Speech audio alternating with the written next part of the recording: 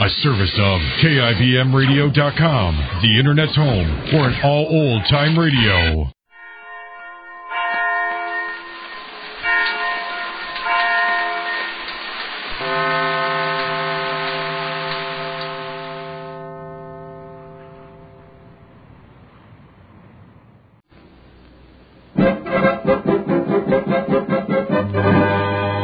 Jerry of the Circus.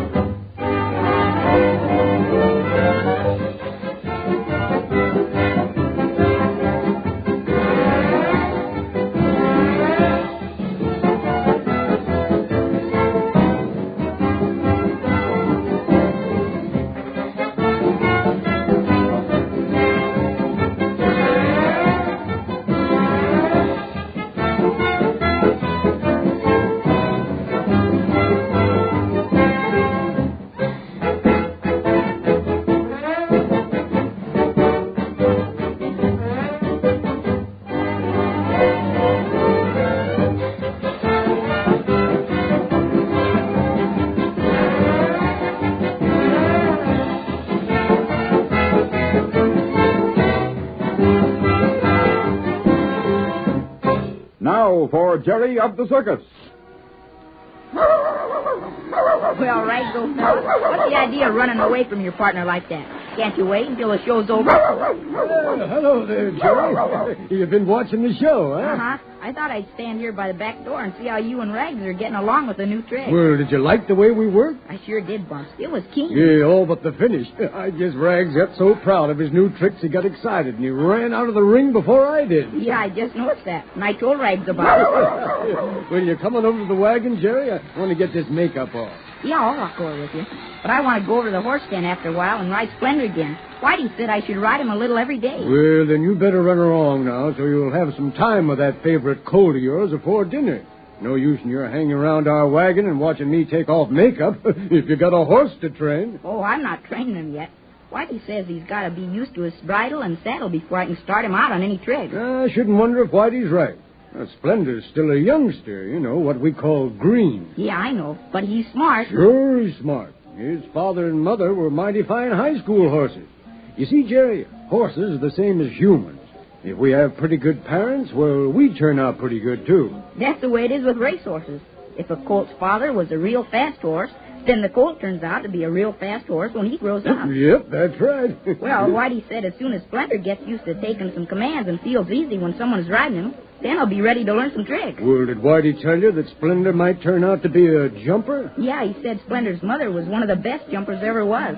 But I don't think I could learn to jump with a horse. Oh, now don't say that, Jerry. Why, you can learn to do anything. Before I grow up? Why, sure.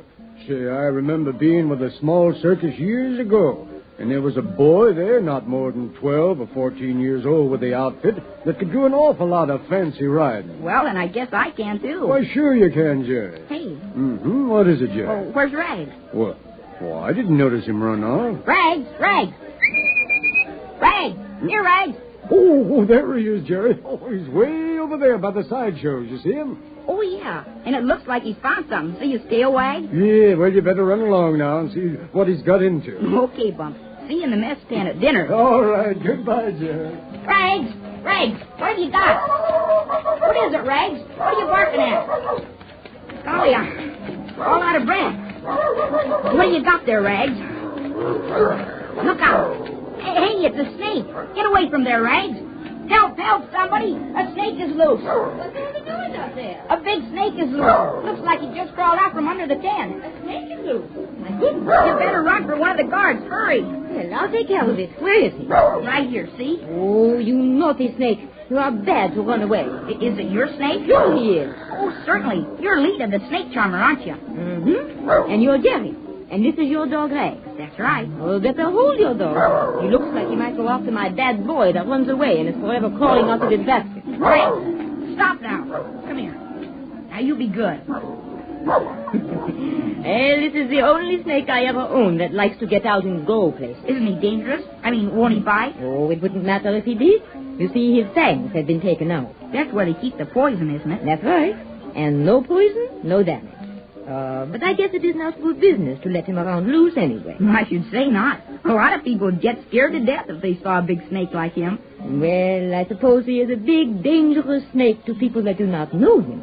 But to me, he's a big baby. The idea, getting out of your basket. I guess I will have to tie a bell around you so I know where you are. That's a good idea, Lita. Quiet, Rags. Well, I thank you, Jerry, for finding this bad boy of mine. It wasn't me who found him. It was Rags. Well, then, thank you, Rags. Smart little dog, aren't you? He's the smartest dog I ever saw. Yeah, that's the boy, Jerry. Always speak up for him, because he'll always speak up for you. Well, I guess I'll put this fellow back in his basket where he belongs. Can I come in and see the rest of your snakes? Sure, if you'd like to. But you'd better leave Rags outside the tent here. He might excite my pets. Okay. Now, Rags, you stay right here and wait for me. Come on, Jerry. now. Come on, Jerry. Oh, boy. So this is where you keep them, in these big baskets. Yes, Jerry.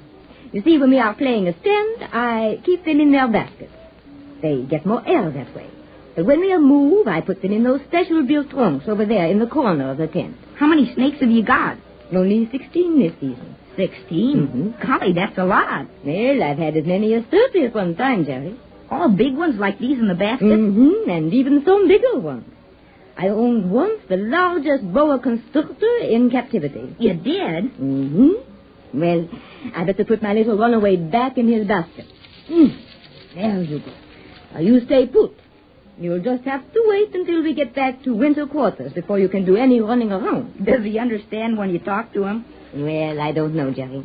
But I think they know a little something. Not as much as dogs, though. No, of course not. Dogs really understand. Dogs and horses, to my way of thinking, are the smartest. That's what I think, too.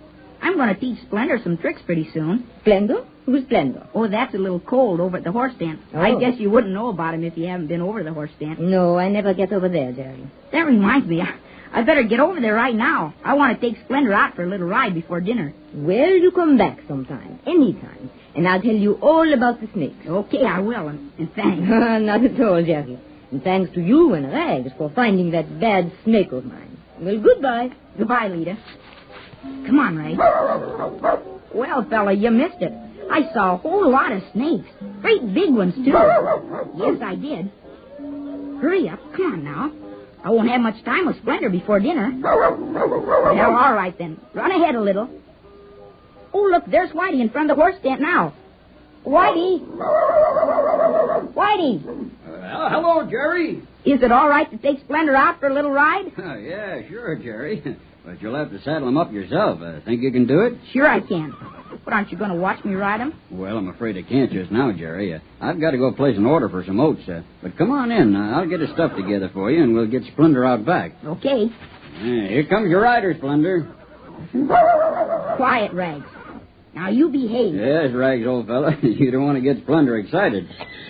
Hello, Splendor. Want to go for a little ride? Here's his bridle, Jerry. His saddle's right over here in the corner. All right, Whitey. I think I'd better give you a hand with his bridle, though. He may not take to that bit so quick. Take that rope halter off and we'll slip this on. That's the boy. Nice, Splendor. Easy now. This won't hurt.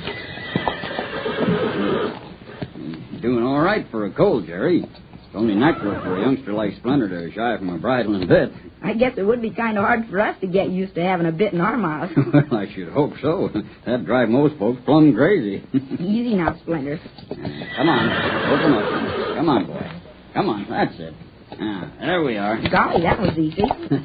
Now, there's no use you're shaking your head like that. The bridle stays on, so you might as well get used to it. How long should I ride him today, Whitey? Well, now, we don't want to overdo it, Jerry. Maybe you'd better just walk him around for a while and then try him out on turns. If he takes the commands okay, try shorter turns. You might even trot him a little, but don't let him gallop if you can help it. It's sure going to be a lot of fun when I can start him out on some little tricks. And it'll bring you a lot of satisfaction when you know that it was you that showed him how to perform. You know, Jerry, horses can be awful smart, but they don't learn tricks by themselves. Whitey, Yes, Jerry? do you think maybe I'll turn out to be a trick rider someday? Well, now, that's hard to say. You might. Bumps told me he was once with a circus where they had a boy as old as me that could do all sorts of fancy trick riding. Well, I've heard tell of things like that myself. I once knew a boy that was a pretty good rider when he was only 6 years old. You did? Mm-hmm. And he rode the horse bareback. No fooling. I sure did. Mm-hmm. What do you mean, I sure did? Well, that boy was me, Jerry. Oh, Whitey, you mean it? Yes, sir. Yes, sir. I was brought up on a farm, Jerry, and I got a lot of early training with horses. I started to love the critters when I was only 1 year old. It was on my birthday, my first birthday, and my father set me up in an old roan mare to have my picture taken. Really? Yes, sir. And I cried something awful when they took me down off that horse. I guess I was a pretty sight to see, with little or no hair on my head, a long white lacy dress on, and perched up on an old workhorse crying my eyes out. I'll bet that was funny. Yep. How come you started with the circus? Oh, well, now that's a long story, Jerry. Tell me about it. Some other time. You remind me someday when there isn't a lot to do. I'll tell you the whole story from start to finish. Did you run away and join the circus? Now, don't try to get me started. I'm a great hand at digging up memories and telling about them. When I get to talking about my boyhood days, there's no stopping me. I haven't got time now. Besides, you've got to get busy with Splendor. Come on, let's take him out back. Okay. Come on, Splendor. Yeah, you think you can get that saddle on without any help? Oh, sure I can. Now, don't forget to get that cinch strap good and tight. Now, you don't want that saddle to slip. Yeah, I know. I'll get it tight. Well, I've got to run along now, Jerry. When you get through with Splendor, take off the bridle and saddle and tie him up again. Okay, Whitey. Now, you be careful now. All right. I'll see you later. Okay, goodbye. Whoa, Splendor. Now, let's put this saddle on. Hold still now. There we are. Quiet, Rags. Don't you chase after us when I get up on Splendor. Hold still, Splendor. You gotta tighten the cinch strap now. Now, you know this won't hurt you. Let me get it good and tight now. Oh, Splendor. I can't get it as tight as Whitey did, but I guess that'll hold it all right. Besides, I'm not heavy enough to make the saddle slip. I'm going to get up in the saddle now, Splendor.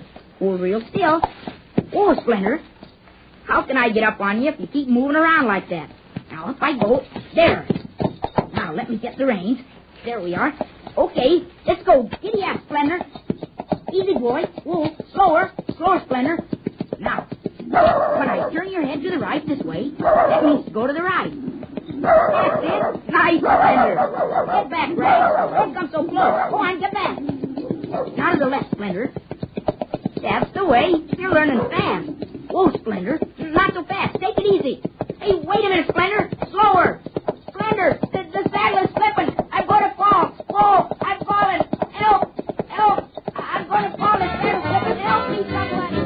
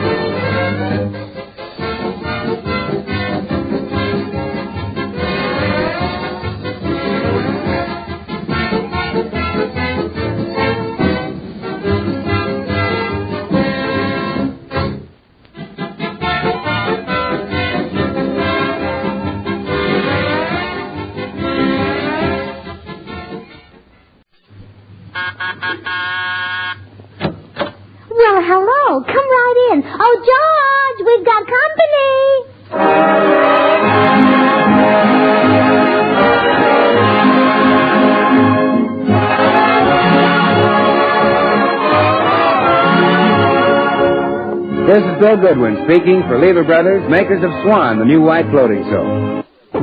Well, it's Tuesday night again. Time for another pleasant visit with George Burns and Gracie Allen, their guest, Herbert Marshall, Jimmy Cash, and Paul Whiteman and his music. And now meet the people who live in the Burns house, George and Gracie.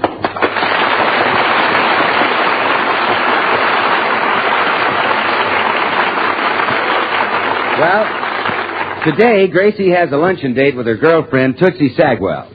We find them now at the Romney Village Gypsy Tea Room. Special luncheon, 45 cents.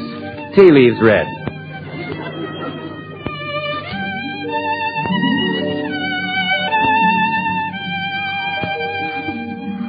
Oh, isn't this place simply marvelous, Tootsie? So quaint, so gypsy-ish. Yes, and I just love this gypsy food. Isn't it delicious? Oh, wonderful. I've never tasted such corned beef hash. My pig's knuckles are divine, too. Pardon, madame. I am the Swami. Would the ladies care to have their fortune told? Oh, crazy man. Oh, I love it, too. How much do you charge? Oh, there is no charge, madame. You have merely to order a cup of our gypsy tea, and I will read the leaves absolutely free. Oh, wonderful. How much is the tea? $3 a cup, madame. $3? Oh, my goodness, we're lucky gypsies don't read coffee grounds. Here is the tea, madame. Now then, I shall start with the fortune of the young lady. Me? Perhaps I should start with the pretty one. Oh, well, I would have lost anyway. Come on, Mr. Swami. Tell my fortune. Very well, madame. I see a man in your life. No, wait. It is not a man. Yes, it is a man. Or is it? Oh, isn't that wonderful, Tootsie? He sees George already. Yeah. And this man's name, it starts with a G. Well, now that's uncanny. How on earth did you know? The leaves are infallible, madame. Oh, I just can't wait. Read my fortune now, Mr. Swami. Very well, madame. Oh, my. I see trouble for you in the future. It is something about taxes, I think. Income taxes. Why, this man is amazing. Isn't he, though? And I know he's right because there's a letter from the tax department sticking right out of your handbag. Oh, Gracie, you know, you're so lucky you're married to George. You don't have to worry about income tax. I know. Oh, gee, Tootsie, I hope you get married soon so you'll have a dependent, too. Mr. Swami, what else do you see in the teacup? I see someone coming into your life in the very near future, madame. It is a man. Oh, that's nice. A man? Yes, a handsome man, and well-to-do. He will cross your path soon. Oh, Tootsie, isn't that thrilling? Isn't that wonderful? What's his name, Mr. Swami? His name? I cannot see his name. Oh, just tell me the initials of this handsome man. Handsome man. H.M. H.M. I don't know any H.M., Gracie. Well, neither do I, Tootsie. Except, oh, gee, could that be possible? You, Tootsie Sagwell, ruling over all those people? Gracie, what are you talking about? Everybody bowing? Oh, no, of course I forgot. What's that? His Majesty is already married.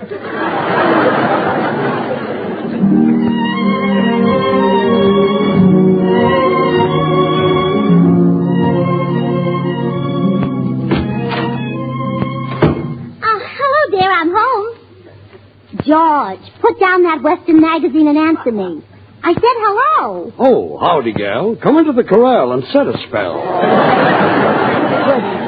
I wish you'd stop reading cowboy love tales. But, sweetheart, it's the best magazine on the market. Well, maybe so, but it's doing awful things to our married life. Gee, I'll never forget when I stopped at that perfume counter at the May Company. You said, "You don't need that there stuff, gal. You already smell like a newborn calf to me." Well, that's a compliment. Oklahoma Tex always says that to Lucy. Oh, forget Oklahoma Tex. Forget Oklahoma Tex. Forget him. I'm crazy about him. You know, Tootsie Sagwell and I had our fortunes told, and a dream man is coming into her life. Isn't that exciting? George, put down that magazine. Yeah? Okay, I was listening. Well, what did I say? That you bought a new hat. That's not what I said. Well, it never missed before. I said I've been to a fortune teller. Well, that's nice. Say, George, do you know any wealthy, glamorous, fascinating man whose initials are HM? Yes. Who? Harpo Marx. Oh, George, he wouldn't do. A girl couldn't be happy with a man who just sits there and honks at her. Anybody else? HM. Well, Herbert Marshall. Herbert Marshall. Yes, he's wealthy, glamorous, and fascinating. Yeah, that's he. Oh, thank you, George. Gracie, what's this all Oh, about? he must be the HM the fortune teller was talking about. The lover chosen by fate, the dream man. He told you about a lover? A dream man? Gracie, I always thought that I was just... Only a man like Herbert Marshall could make up for all those dull, monotonous years.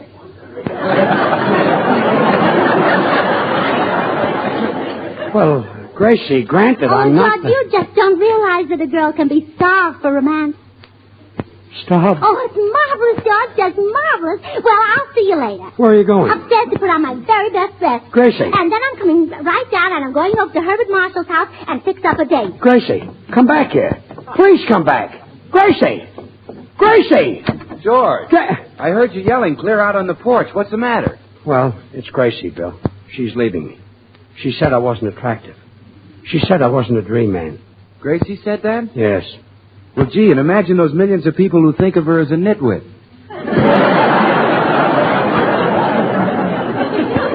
Don't be funny. My wife is leaving me for Herbert Marshall. Step aside. I'm going upstairs to break this up. Oh, no, George. That's exactly the wrong thing to do. It is? Oh, sure. Now, let me tell you how a friend of mine handled a situation when his wife left him. How? Well, he put a notice in the personal column of every newspaper, and it said, "Darling wife, all is forgiven. Come home to hubby, and he'll buy you Swan, the new white floating soap that's purer than the finest Castile soaps. Pure as an angel." Oh, Bill, Well, George, it worked. It not only worked for my friend, but 10,000 other wives came home to their husbands. They did. Bill, you're worse than I am.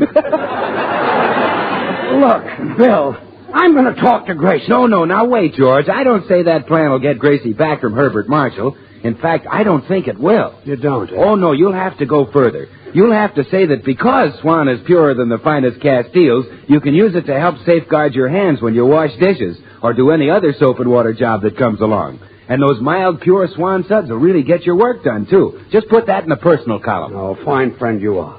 Talking about Swan. And my heart is breaking. Well, I'm sorry, George. And believe me, my heart is breaking for you. Breaking like a bar of Swan, which you know you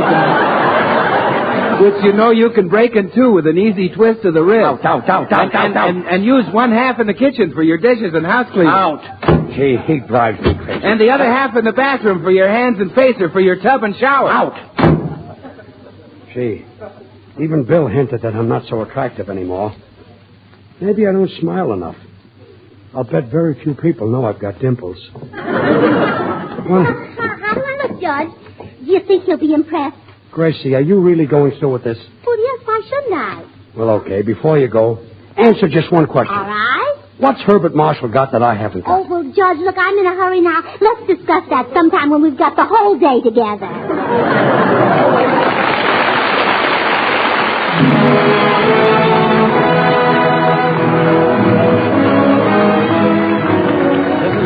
The boys and the sixth and the miss woke up singing this morning, and what do you think they had in their mind? It was, "I had the craziest dream."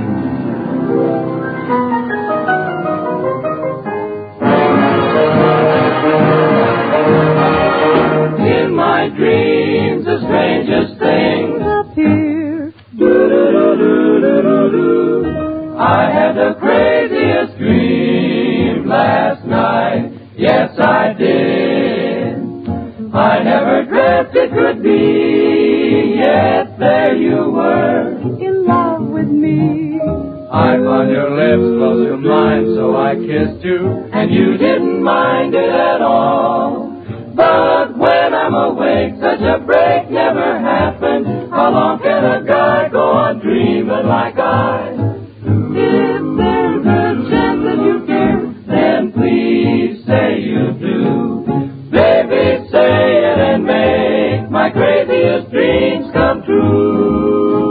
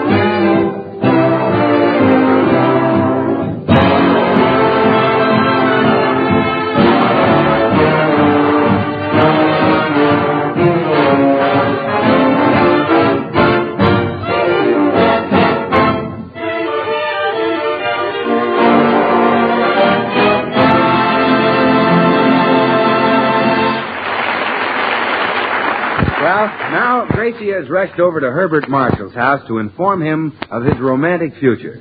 She knocks at the door. Oh, hello. Oh, hello, Mr. Marshall.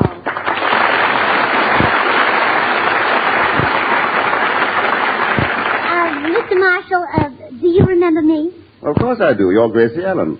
How's, oh, isn't that annoying? I know your husband very well, but I can't recall his first name. Well, it's George. Yes, so it is. Imagine me forgetting good old George Allen.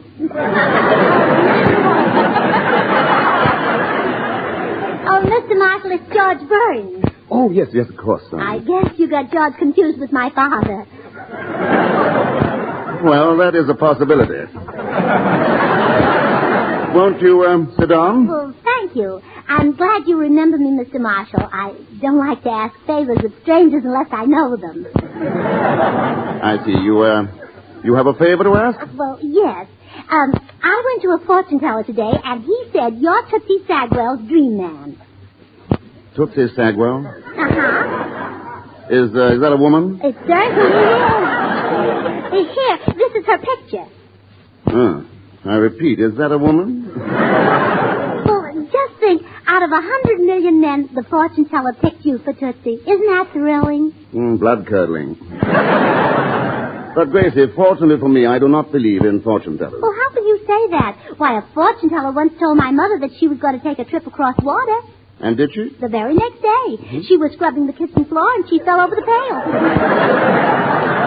Amazing. But, Mr. Marshall, you were meant for Tootsie. No, but Gracie. Oh, you and Tootsie have so much in common. She's an actress, too. Really? Oh, really? At our club last week, she did an impersonation of Gypsy Rose Lee. Oh, please. Oh, it was so exciting. The orchestra played the strip polka, and Tootsie came out, and all the men in the audience yelled, "Keep it on! Keep it on!"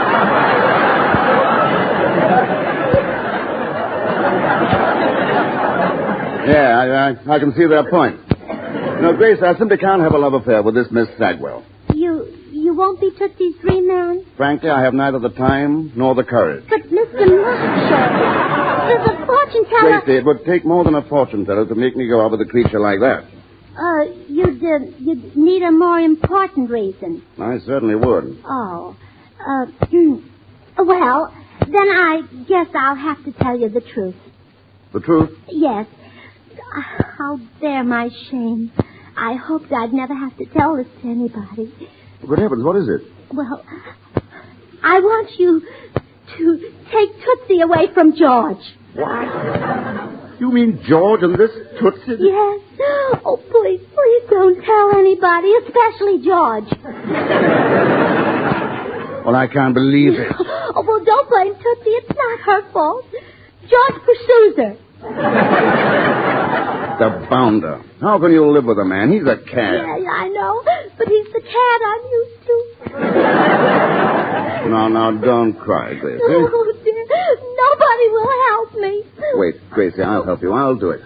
I'll make love to this Sagwell person if it'll save your home. Oh, thank you. I'll arrange everything. Now, goodbye, child.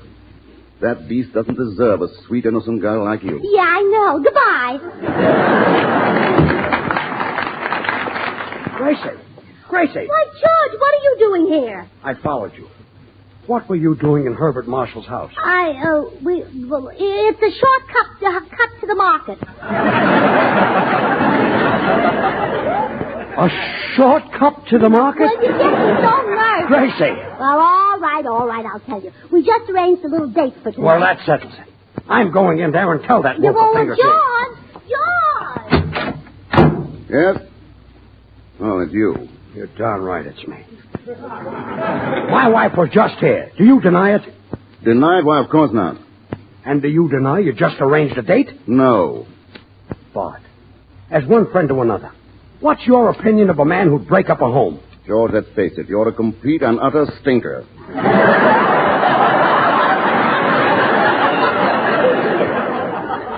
I'm a stinker? Unquestionably.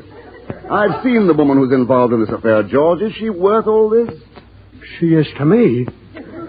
Why, there isn't another one like her in the whole world. That I will guarantee. Don't be a fool, George. Give her up. Never. But look at it from Gracie's side a moment. She's too nice to have her life ruined. She deserves only the best there is. Brother, are you conceited? Now, George, what do you see in this Tootsie Sagwell? Tootsie Sagwell? What's she got to do with it? Well, aren't you in love with Tootsie? In love with Tootsie? No. I go steady with Boris Karloff. No, but Gracie said she wanted me to take Tootsie away from you. That's why she arranged a date for us. Gracie arranged a date for you and Tootsie? Yes. Oh, now I get it. This is another scheme of Gracie's to help Tootsie. You see, Tootsie is dying to get a husband. Well, she's insane to ask for volunteers. She ought to try selective service. Anyway, this lets me out of the date. Now, wait a minute, Bart. I can't spoil this date for Gracie. She'll never forgive me. You've got to go through with it. But, George, look at that picture. Bart, it's only one night out of your life, and it'll save my neck. Oh, well, if it means that much to you. Oh, thanks, Bart. I knew you'd do it. See you tonight. You don't suppose Tootsie will make love to me, do you? Well, she might. Oh, murder. Now I know what a commando has to go through.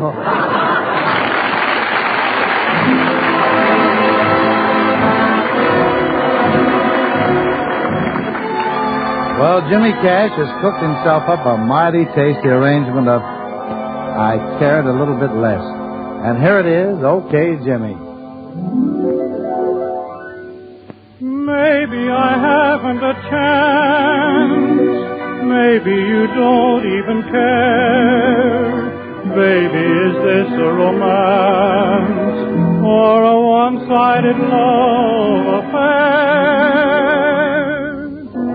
I wouldn't feel so lonely for someone I love and adore if I cared a little bit less and you cared a little bit more. I wouldn't cry my heart out for kisses I miss at your door if I cared a little bit less and you cared a little bit more. It all would be so simple if you were me and I were you. You'd realize what love is and you could see my point of view. Oh, darling, time's a-wasting when heaven is only next door. 'Cause I'll never care any less. Won't you care a little bit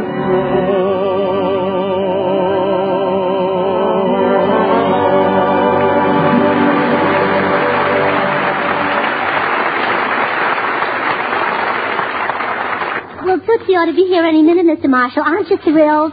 I've got goose pimples, if that's what you mean. Oh, I hear footsteps on the walk. She's here. Now, Bart, act like you're glad to see her.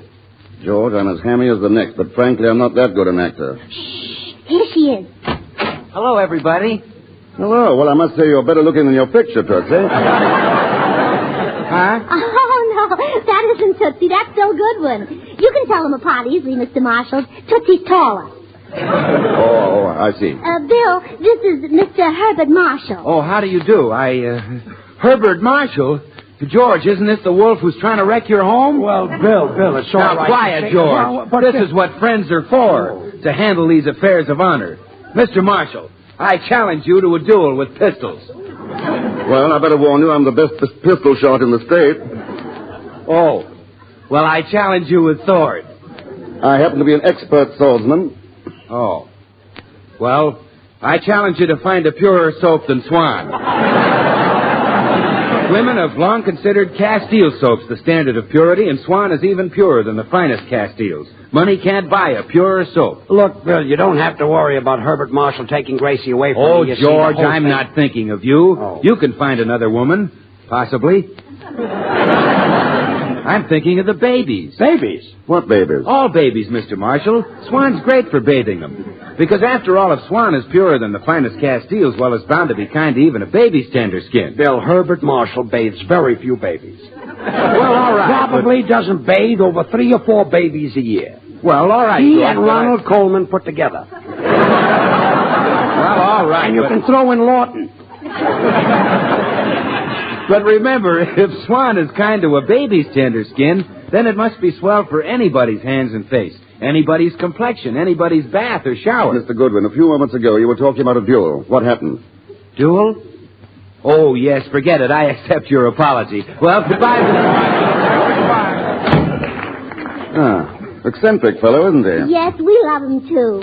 Oh, goodness, I wish Tootsie would get here. You must be all on edge, Mr. Marshall. I definitely am. She's probably having trouble with the new makeup I suggested for her nose. Blue, green, yellow crayon. On her nose? Well, yes. I got the idea from an article on camouflage. Those colors will make a 16-inch gun fade into the background. Believe me, Bart, it'll be an improvement. This must be Tootsie now. Come in. Gracie, darling! Tootsie Sagwell. Oh, Gracie, you said you had a surprise for me. What is it? Well, here it is. Your dream man, H.M. Herbert Marshall. Herbert Marshall? Oh, he's beautiful! George, I think I'm about to faint. Buck up, kid. Oh, how do you do, Mr. Marshall? I'm so glad you're mine, you lovely, lovely man. Miss Sagwell, please put me down. Do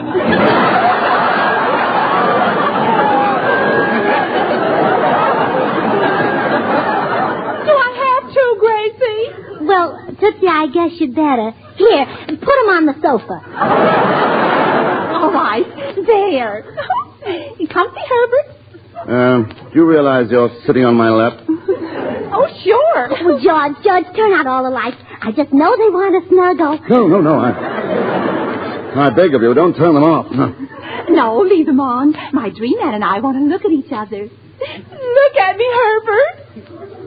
George. Yes, Bart. You may turn them off.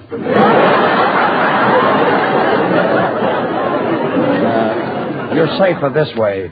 Miss Sagwell, you realize you're squeezing me very hard. Oh, sure. Well, I wish you wouldn't. It's rather warm in this room, isn't it? Kiss me, Herbert. I'm getting warmer. George, is this house heated by an oil burner? Yes, it is, Bart. Kiss me, Herbert. George, you should really cut your thermostat down to a temperature of 65 degrees. The government is asking all homeowners to do that in order to prevent a more serious shortage of fuel oil this winter. Well, that's right. I'll do that.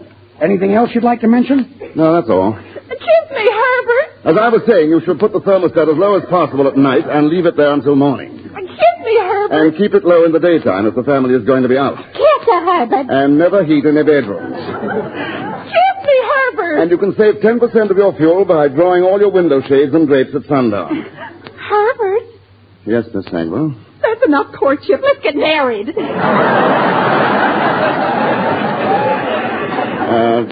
George, may I see you a moment, old man? Sure, Bart. What is it? George, you've simply got to get me out of this. That woman, and I use the term loosely, has a gleam in her eye that I don't like. Well, gee, Bart, you're an actor. Make up an exit. Well, I'll try. Oh, Miss Sagwell. Yes, Angel Pie. Oh, me. Miss Sagwell, before we go any further, there is something you must know about me. What? I have a past, Miss Sagwell. I have lived. Is that all? Oh, it should happen to me. No, you don't understand. It all happened when I was but a lad. What did I know of the city or its evil ways? Then she came into my life. Who? She. Oh, her. Yes.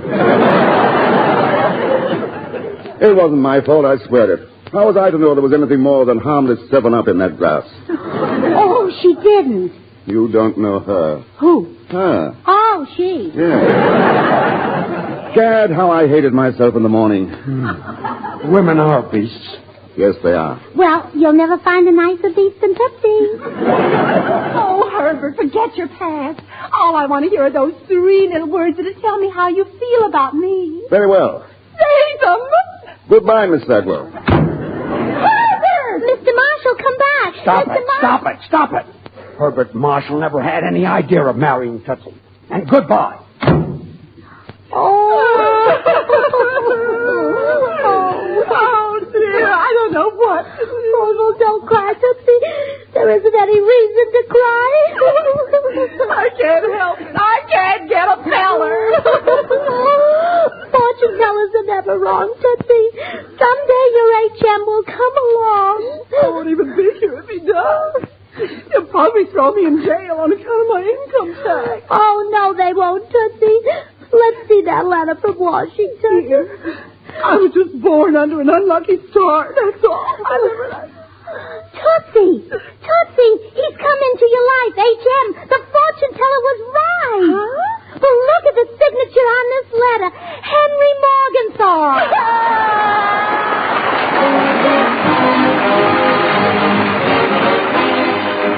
George and Gracie will be back in just a second. So all I have time to say is this. When you buy Swan, you not only get a soap that's purer than the finest Castile soaps, you get a soap that gives you all the suds you need for any soap and water job in the house. Faster than other white floating soaps. Use Swan for the dishes. Use it for your hankies, hose, and undies. Use it in place of easily wasted package soaps. Use it in place of expensive toilet soaps.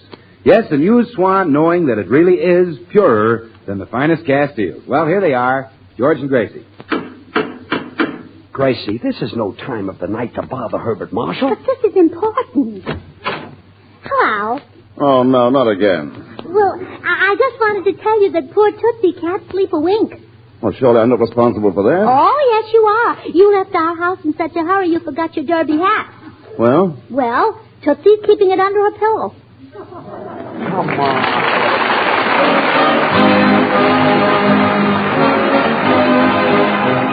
The makers of Swan, the new white floating soap, join George and Gracie in inviting you to tune in again next week, same time, when their special guest will be that bad man of the movies, Akim Tamirov. Remember, Swan also brings you another radio stop shows, Tommy Riggs and Betty Lou, over another network. Now, till next week, this is Bill Goodwin saying, well, I, Swan, how about you? Good night.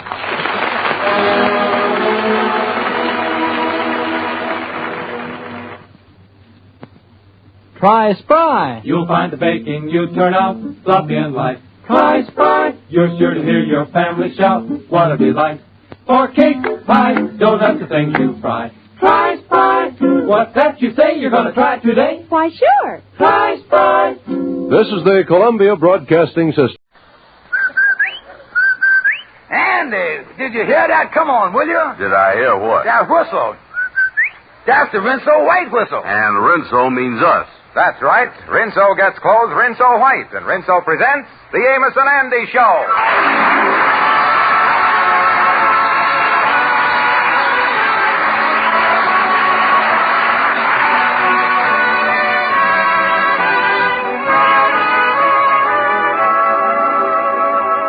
Rinso for a wash, that's... Rinso what? Rinso for a wash, that's... Rinso White. Yes, a Rinso White, Rinso Bright wash can't be beat. Soapy-rich Rinso suds get out stubborn dirt fast. Put Rinso to work for you in your tub or washer, and judge for yourself how much easier wash day can be, and how much easier on your wash. If you've tried buying things like sheets lately, you know how difficult it is to get just what you want. So help take care of the things you have. Wash them the easy way with Rinso. Rinso's safe for washable colors, too. So next wash day, remember. Rinso what? Rinso White. Happy little wash day song. And now our stars, Amos and Andy.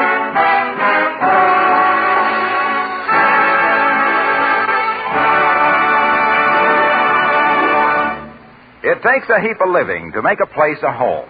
Well, the place where Andy's been living is certainly a heap, but he calls it home. However, even easygoing Andy has come to the conclusion that his room is in pretty bad condition and that something must be done about it. At the moment, we find him sitting on the side of his bed, complaining to Amos. Oh, I tell you, Amos, this thing is a mess, and I ain't going to stand for it. There's everything in here to make this a hog pen. except the hogs. Yeah, well, you know it's wartime, Andy. Look, Amos, I just ain't standing for it no more. I done sent for the landlord. I'm going to have a showdown with him. Yeah, well, you see, maybe the OPA won't let him go. I don't care nothing about the OPA or nothing. Either he fixes up this place or I refuses to owe him any more back rent. Oh, there's a limit to what a man can stand, Amos. I know. Wait a minute. That must be the landlord now. Yeah, well, take it easy now, Andy, because landlords is mighty independent these days. Yeah, well, wait a minute. Come in. Oh, hello, Mr. Jackson. How you do, sir? Well, Brown, you said something about not being satisfied with the conditions of your room. What's the matter here? What's the trouble? Trouble? Just look around for yourself. Look at that wall over there.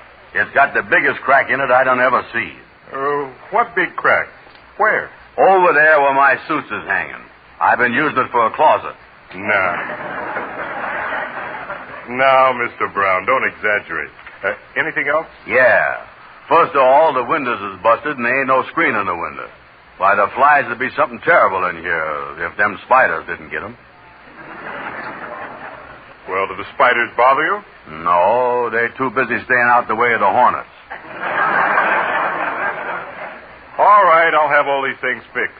I might even have the place painted. You might have the place painted. Well, let me tell you one thing. I put up with this room long enough. I'm getting sick and tired of the way you running this place. Oh, take it easy, Andy. Well, it's about time you do something about it now. If you was a smart businessman, you would do something about it, too. You're right, Mr. Brown. And from now on, I intend to be one. You does? Yes. Now, you owe me 6 weeks back rent. As businessman, I'm throwing you out. Now, here's your notice. Get out. How about the repairs you're going to make doing everything? Those are for a new tenant. See there, Andy? I told you to take it easy. He means that you is out. Oh, me. I ain't had no business telling him about this room. Why didn't I keep my big mouth shut, act like a hog, and stayed in this pen? Now, what is you going to do? Start looking for a new place. I ain't worried. Yeah, but Andy, there's a big housing shortage. I don't care. I can get a place 10 times as good as this for what I ain't paying here. Come on, Amos, go with me.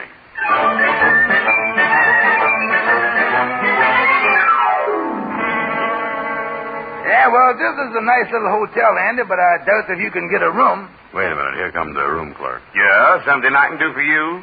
Yes, I'd like a room. Why, certainly. Just sign here.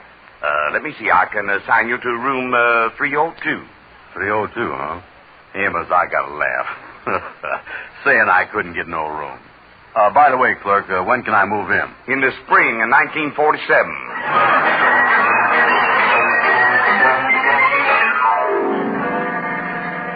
Excuse me, mister. I know you ain't got no vacancy sign out, but I think maybe I could share one of your rooms with somebody. Yeah, sir. He really needs the place, mister. Well, I'd like to help you. Let me think a minute, sir.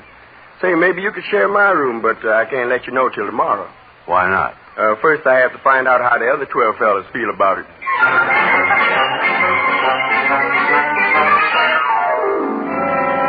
Amos, I have done reached the end of my rope. I'm going over to see the Kingfish.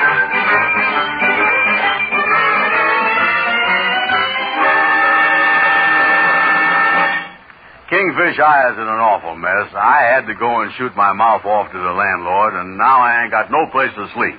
What is I going to do? Well, don't bother me about it, Andy. Go on, get out of here. I don't know why there's every time that you was in trouble, you come running to me just like I was your father. Yeah, and I got $10 to pay for a room, too. Sit down, son. And I'm going to put my cards on the table. It just so happens that I is about $10 behind in my butcher bill. Now, if you give me that $10, I'll sign a contract guaranteeing you that you can sleep on the sofa in my living room for a whole week. Yeah, well, that's better than sleeping on a park bench. But before I goes giving you $10 to sleep at your place, how do I know that Sapphire ain't going to kick me out? Oh, and Sapphire wouldn't raise a foot to you. Oh, yeah, I'll call her up right now and prove it to you. Oh, yeah. Oh, I tell you, Anna, there ain't nothing to be worried about. There ain't nothing in the world. She'd only be too happy to have you there. Hello? Hello, honey. This is George. What do you want, George? Honey, I got the most wonderful surprise for you. I was bringing home one of my friends to stay with us for a whole week. Ain't that wonderful? Listen, George, I know what kind of friends you got. Fellas like that Andy Brown. To have bums like him around the house, I'd have to be crazy. Goodbye. Okay, honey, goodbye. What'd she say, Kingfish? She says she'd be crazy to have you. Oh, great. Now, Andy, you give me the $10 and I'll make out a contract. Yeah, and then we goes over to your house, huh? In about an hour, Andy. I got a couple of errands to do first. I got to pay the butcher, and then I'm going over to see Gabby on a personal matter.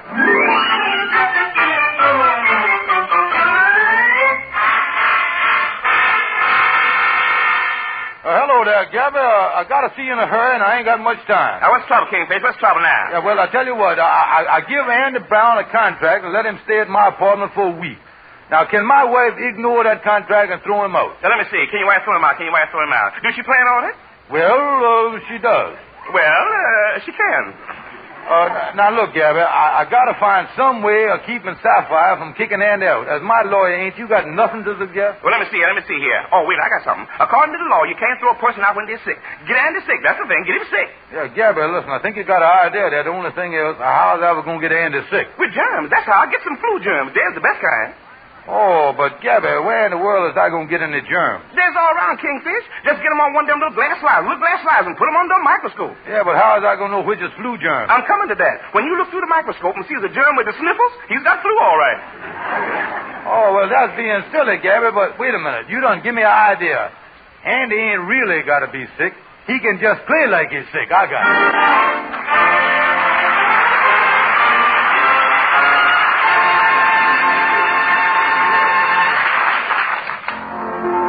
Now let's listen to the Mystic Knights of the Sea Quartet singing. Oh, the name of the song is Right, Red, Right, Right, Red.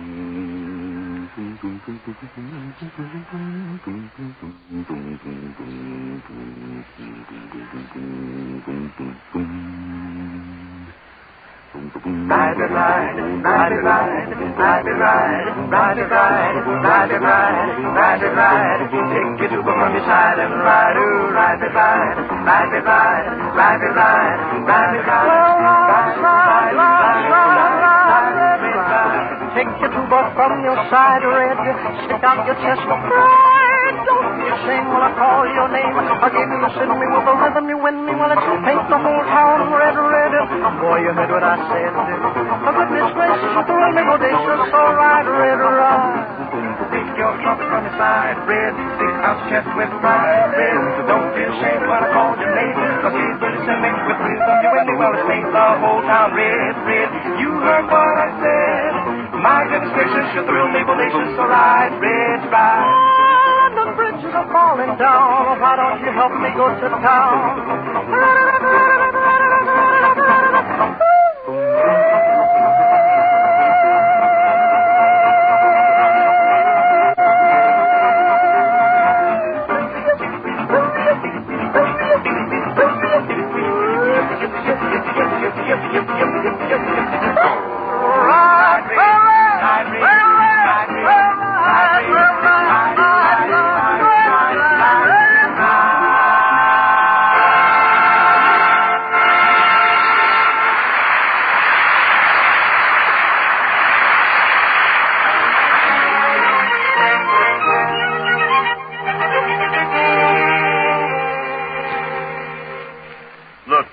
I done give you $10 and we done sign a contract saying that I could stay here at your place on the sofa for a week. That's right, Brother Ann. When I signed a contract with you, my word as good as the contract is. Now, I agrees with you the whole thing up to there. Yeah, but why? As I got to put on my nightgown and bathrobe this way and play like I is sick.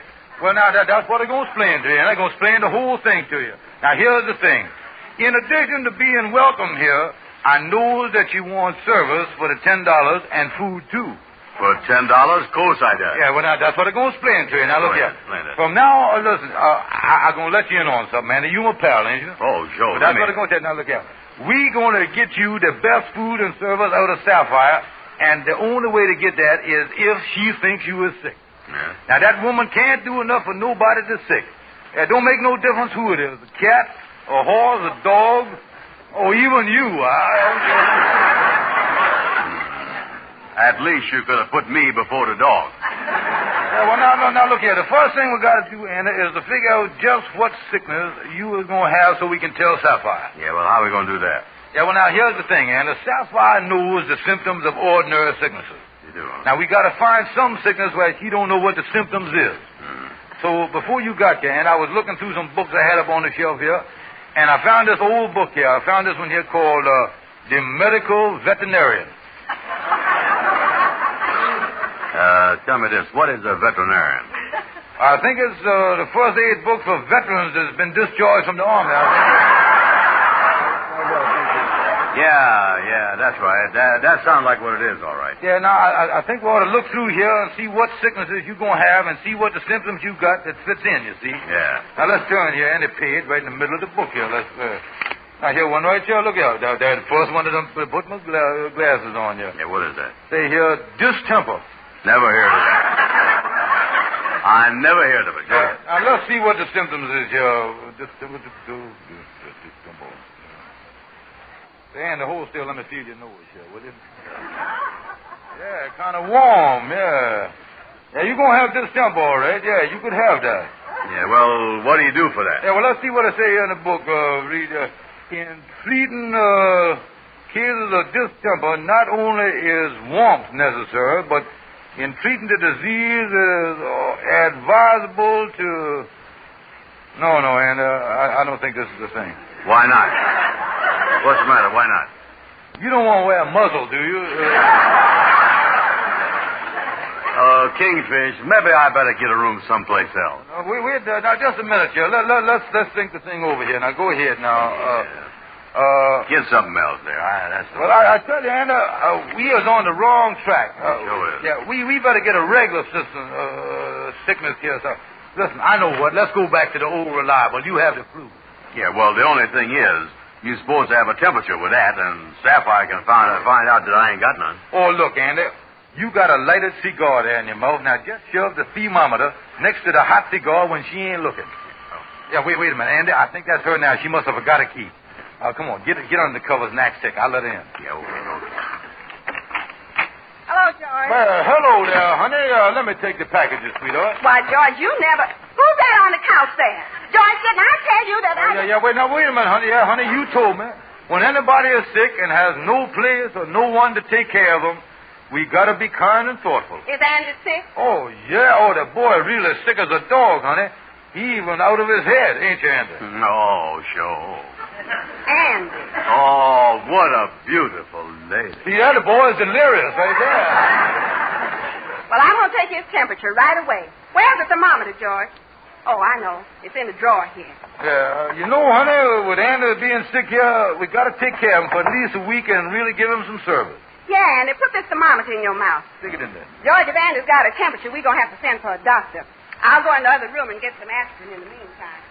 Andy, stick that thermometer next to the cigar, quick. Yeah, okay. Look, Kingfish, if she sent for a doctor, we is in trouble. He gonna know I ain't sick. Andy, look here, I got it all figured out. If she insists on a doctor, I'll have Shorty the barber come up here. Now, she ain't never met him, and he can pretend like he's a doctor and make her think that you was really sick. Kingfish, maybe we better forget about the food angle and I just sleep here. Give me back half of my money, will you? Oh, no, Andy. Now, look here, you really gonna get food. Sapphire will fix meals for you and everything.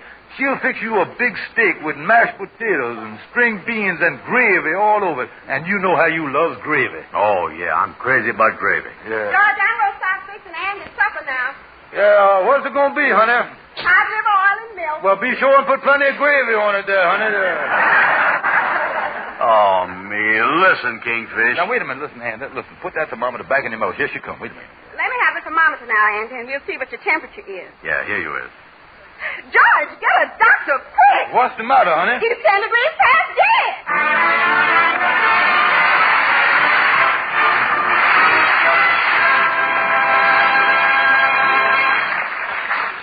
A Rinso whitewash. With ease. A Rinso bright wash. With safety. Is it any wonder that women here, there, everywhere are singing? Rinso white. For a wash that's white as it can be. Rinso bright. B-R-I-G-H-T. Yes, Rinso keeps your colors bright. Get out wonders for a wash so white. Here's great advice. You can't go wrong. Rinso what? Rinso white. Happy little wash day song. You'll feel like singing when you've got Rinso's Soapy Rich Suds working for you. No hard rubbing or boiling, just a short soaking with Rinso, a few quick finger rubs on extra soiled places, and clothes are ready to rinse. And Rinso's anti-sneeze. Yes, ma'am. It's made by an exclusive anti-sneeze patented process and is 98% free of sneezy soap dust. No other granulated soap can make this claim. So next wash day, remember, a Rinso white wash with ease, a Rinso bright wash with safety.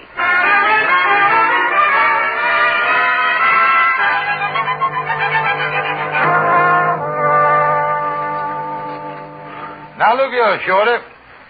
You ain't in your barber shop now. You was in my parlor, so please forget that you was a barber. Now, you got to give my wife the imprint that you was a great doctor and Andy was very sick. Yeah, I understand, Kingfish. Andy's sick, he's sick, I understand. Yeah, now, look here. You got to be calm so that you don't give the wrong thing away. Now, stop by liable to bust us all over the head and throw us out the house, you included. Yeah, you is calm now, ain't you, Shorty? Oh, yeah, Andy, I was calm all right. I got nerves of steel. I was cool as a cucumber. Nothing upsets me. I ain't... Where's the smelling salt? Look, hey, take it easy, fellas. Here she comes. Oh, is I sick. Oh, is I miserable. Say, honey, the doctor's here. I'd like to have you meet Dr. Barber. How do you do, Doctor? How do, Mr. Stevens? I'm sorry I was late, but I was over at the hospital in surgery over there. Oh, was you operating? Yes, ma'am. Very important operation, too. And was it successful? Oh, yes, very successful. I didn't cut myself once. Yeah, well, now, Doctor, I suppose you want to examine the patient here. Oh, is I sick. Oh, is I miserable. Mr. Brown, I want to feel your pulse. Let me have your ankle. Yeah. Check the pulse there. Yeah, 1, 2, 1, 2, 1, 2. Buckle my shoes. 3, 4. Check the dog. 5, 6. Pick up 6. Yeah, brilliant doctor. Yes, sir. How is his pulse, Doctor? Very childish. Didn't you hear it? Yeah, tell me, Doctor, after giving him the once-over, what did you think of the man's condition? Oh, well, this man's as healthy as... I mean, he's in the pink of condition. There ain't nothing wrong with him. Well, he's as strong as... Shorty. Is the undertaker in the house? You're the strangest doctor I ever seen. What would you say is wrong with this man? Well, I could say he's got jungle fever. What? You can't get jungle fever in this climate. That's a good thing I didn't say it.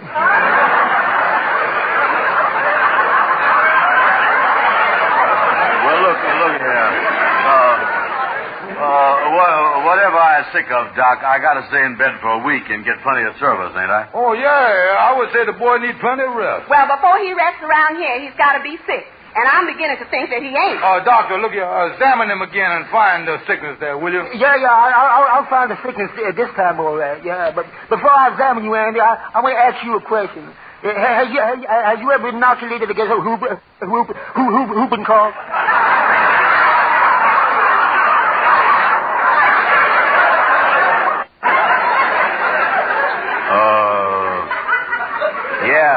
Yeah, I is. Oh, that's too bad. That would have been a good one.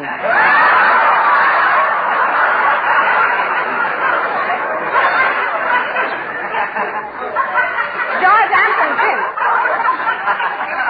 I'm convinced this man don't know nothing about medicine. He ain't no doctor, and I'm going to throw all of you out of here. Now, wait a minute, honey. Give him a chance. Go ahead, Dr. Barber. Examine him there and give us a diagnosis. Yes, if you know so much, what's wrong with him? Well, the man, he's got the measles. He's got spotted fever. The man's got scarlet fever. He's down with the chicken pox. I'm getting out of here. This man's contagious.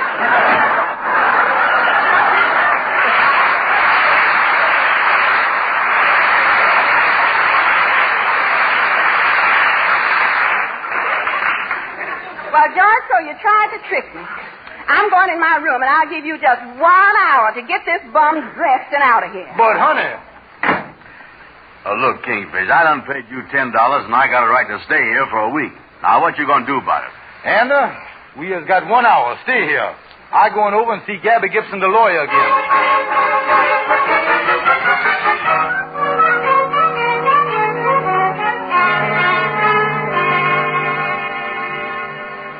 Now I'm really worried, Gabby. The sickness idea didn't work, huh? No, and Andy just got a half hour before Sapphire going to throw him out.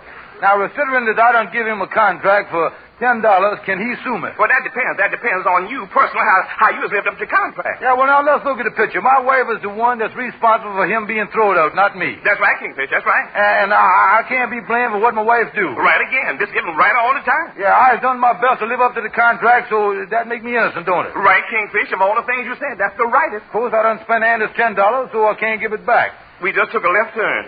Kingfish, from the legal standpoint of the contract, you were sunk. Ain't there no way you can get your wife to let Andy stay there for the rest of the week? That would solve everything. Yeah, well, the thing is, Gabby, I happen to be married to a certain kind of woman that thinks she's the boss. There's only one thing, Kingfish. You got to show that you is the boss. You got to search yourself. You got to search yourself. I had a case like this about a year ago. A man come in and told me his wife was bossing him around, pushing him around. Yeah, what'd you tell the fella? I told him to go home and assert himself. Go home and assert himself. I told him if necessary, go ahead and use force. That's indeed, use force. What happened? His widow often laughs about it.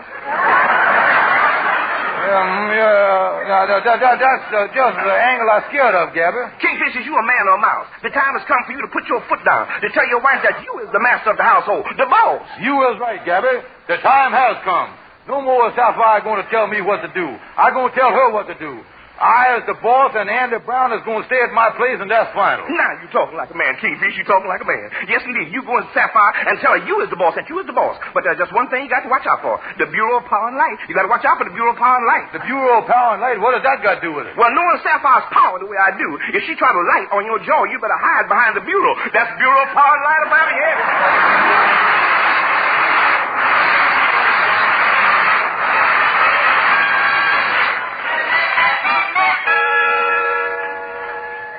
Oh, Kingfish, I'm glad you done got back here. The time is almost up. Yeah, I know it, Anna. I was all dressed here. Is I going to have to leave? No, Anna, you were staying right here for a full week according to the contract. Yeah, well, how are you going to handle Sapphire? Anna, I was about to call Sapphire out of her room and tell her that from now on I was running things around here and that she ain't got nothing to say and that I is the one and the only boss in this house. You going to tell her that now? Yeah, what you looking for, Anna? Where you keep your first aid kit. Oh, look here, Anna. Ain't nothing going to happen to me. You just watch me here. Wait a minute. Sapphire, come out of your room. I want to talk to you. George, you got exactly 3 minutes left to get that bum out of here. Sapphire, Andy ain't getting out of here. He's staying here for a week. What was that you said? Kingfish, retreat before it's too late. Sapphire, there's something I want to tell you. Things are going to be different around here. From now on, I is the boss of this house. Out with the old and in with the new. I is the boss, the head man, and the mogul. Now, get it? George, do you know what you're saying? Kingfish, at least let me get some bandages, will you? Stay where you is there, Anna. Sapphire, to give you an idea of how things are going to be from now on, tonight I want supper at 6 o'clock sharp. Do you understand? We'll have supper at 6:30 as usual. But sharp. Certainly. We always do. See, Anna, I got eaten out the middle of my hand there. Sapphire, I guess you got the idea how things stand around here now. George, I just hope you know what you're saying. I know what I'm saying. I ain't unconscious. You will be at the rate you're going. Wait a minute here. George, is you sure you won't change your mind about this thing? I was never more sure of anything in my life. My mind's made up. I run in this roost. What I say goes, and I don't want no back talk. George, I just wish you'd see things in a different light. There ain't no other light. I'm going to stick to my guns here. I was the boss, and that's final. You was taking orders from me, and if you ever open your mouth again...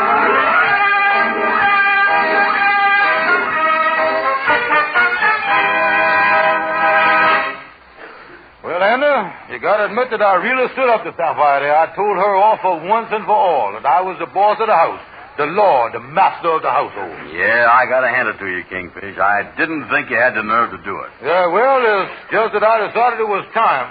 Wait a minute. Here the man come now. How you do? Hello, mister. I is the fellow that called you up a little while ago on the telephone. Oh, yes. Was that a single room you wanted? No, sir, double. I was kicked out, too.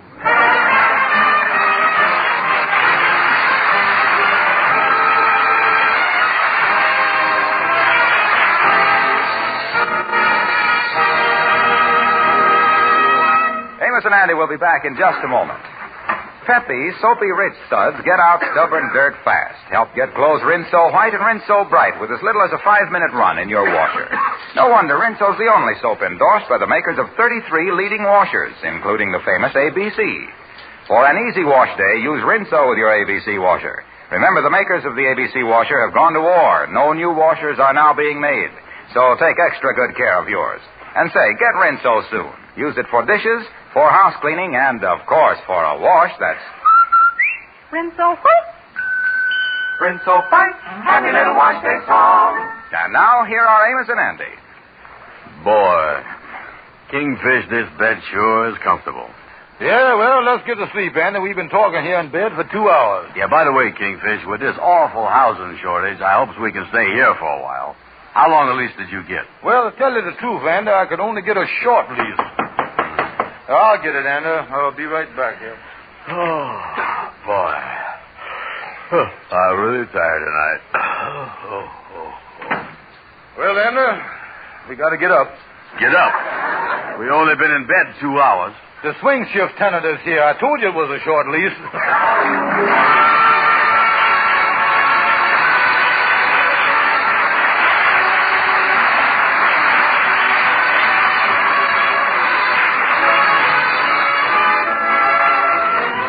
Be sure to be with us again next Friday evening at this same time when the makers of Rinso will again present the Amos and Andy Show.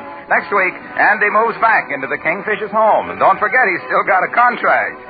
The Amos and Andy Show is broadcast to our fighting men all over the world through the facilities of the Armed Forces Radio Service. This is Harlow Wilcox saying good night to all of you from all of us.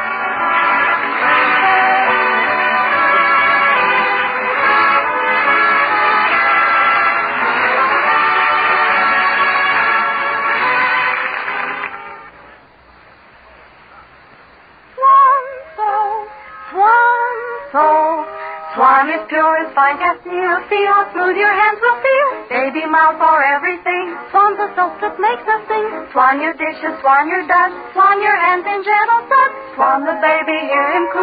He likes swan and so will you.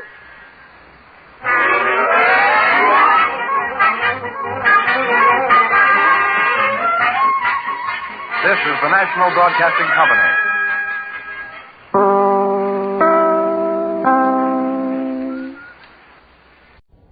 Palmolive Soap, your beauty hope, and Luster Cream Shampoo for soft, glamorous, caressable hair bring you Our Miss Brooks, starring Eve Arden.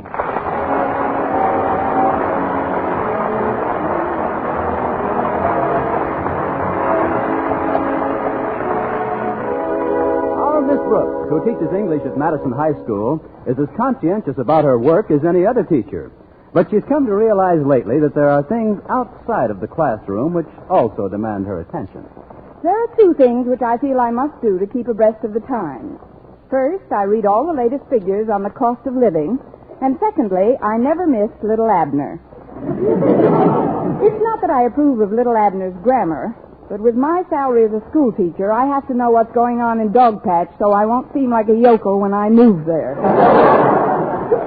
Against this day, Mrs. Davis, my landlady, started last week to pack me a lunch so that I could save the money I'd spend in the school cafeteria. Although she's come up with some pretty weird recipes, the first sandwiches she constructed for me were made out of loganberry jelly and cucumbers. I was still grateful that I didn't have to eat the miserable food they've been serving in the cafeteria lately. Anyway, last Friday when the bell for lunch period rang, I realized I'd forgotten to bring my lunch from home. So I picked up my purse and a fifth of bicarbonate and But before I reached the door of my room, it opened, and our principal, Mr. Osgood Conklin, came in. Good morning, Miss Brooks. On our way to lunch, were we? We? Oh, you mean my purse and me? Yes, sir. We were going to live dangerously again. Well, that's what I dropped in to talk to you about, Miss Brooks. Those kind of remarks about the cafeteria have got to stop. Oh, I realize that the food they serve isn't as good as the Waldorf Astoria or the Ritz Hotel. Or Pete's Pigsty. But you must remember, Miss Brooks, that our cafeteria is operated at a very low margin of profit. Now, I've just had some very disturbing news from Mrs. Dixon, the school dietitian. What happened? Did she eat there? This is no laughing matter. Sales are falling way off. And although the Board of Education doesn't hold me directly responsible for the operation, the cafeteria is part of Madison, and I am Madison's ruler, principal. Well, what do you want me to do, Your Highness? Mr. Conklin. I want you to find out the temper of the student body. You have the confidence of most of the pupils here, Miss Brooks, and I must admit their attitude has me a little worried. I dropped into the cafeteria yesterday, and I could swear I heard rumbling. Was that before or after lunch?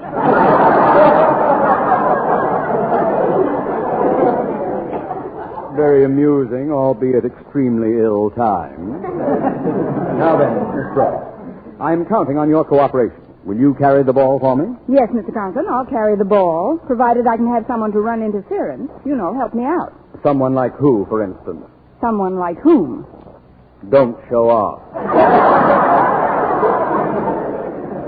Who do you want to help you? Well, I thought maybe Mr. Boynton would be good. The students in his biology class are very fond of him. They're not the only ones. Why, Mr. Conklin, you've been muscling into my subconscious. That is, I usually have lunch with Mr. Boynton, and, well, together we... Very well.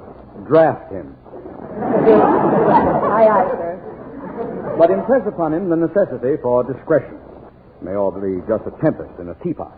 And remember, I want as little publicity in this affair as possible. Yes, Mr. Conklin, I understand. Good. As you were. Let's see now, how was I? Oh, yes, on my way to the... Come in.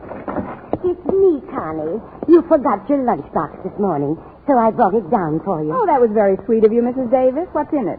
What would you like to be in it? Well, frankly, I've gained so much weight since I stopped eating in the cafeteria. I'd like to find a thin sandwich in it. A thin sandwich? What's that? That's a Chiron reducing tablet between 2 slices of rye crisp. That's one I heard on Chef Milani's program. Oh, you don't have to worry about your figure, Connie. Although I do think it was a good idea of mine to start giving you lunch so you can save enough to pay me the rent money. Oh, I'll get that straightened out as soon as possible, Mrs. Davis. Now, I have to go down... Oh, I don't want you to worry about it, Connie. As the old saying goes, there's no sense in both of us worrying. That's what I heard on Portia Faces Life. Do you know something, Connie? What, Mrs. Davis? My brother Victor once saved so much money by eliminating lunches that he could afford to spend 2 weeks at the Mayo Brothers Clinic. Mayo Brothers Clinic? What was he suffering from? Malnutrition. And an English teacher shouldn't say suffering from. I'm sorry. I'd better be getting over to... My sister Angela once eliminated both breakfast and lunch for 3 months. She had to cut it out, though. Why? Her dinners were costing her a fortune. Well, I'll be running along, Connie. You can tell me how you enjoyed the little surprise I made for you when you come home this afternoon. If I come home this afternoon. I'll walk out with you, Mrs. Davis. I've got to go back to the cafeteria and see how things are going. Well, goodbye, dear, and thanks for bringing the lunchbox. You're welcome, Connie. Oh, dear, what's the use? I can't keep the secret another minute. Guess what kind of a sandwich I made for you? Parsley and banana. On what kind of bread?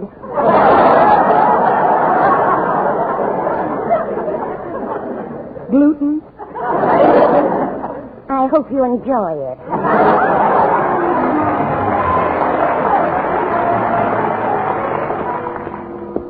Oh, Miss Brooks. Oh! Don't be scared. It's only me, Stretch Snodgrass. Well, why is Madison's star athlete lurking outside of the cafeteria? I ain't lurking. I'm not lurking. I didn't say you was. Were. Were what? What were what? You confuse me sometimes, Miss Brooks. Me too. What did you want to tell me? Just that when you go into the cafeteria, you shouldn't buy anything. The student body's going to boycott the place. There's a meeting right now with the Board of Strategy. Oh? Well, who's on it? The board, I mean. Walter Denton and Harriet Conklin, mostly. Mostly, huh? Well, Harriet's father will mostly take care of her if he finds out about this. Where are they meeting? In the room where they print the school paper. You know, the Madison Monitor. I know the name of the paper, Stretch. I made it up. Oh, yeah? It's a very good name, Miss Brooks. Madison Monitor. What I like about it, it rhymes. It rhymes? With what? Well, I don't know with what. It just rhymes. Madison Monitor. See what I mean? If I did, we'd both be in trouble.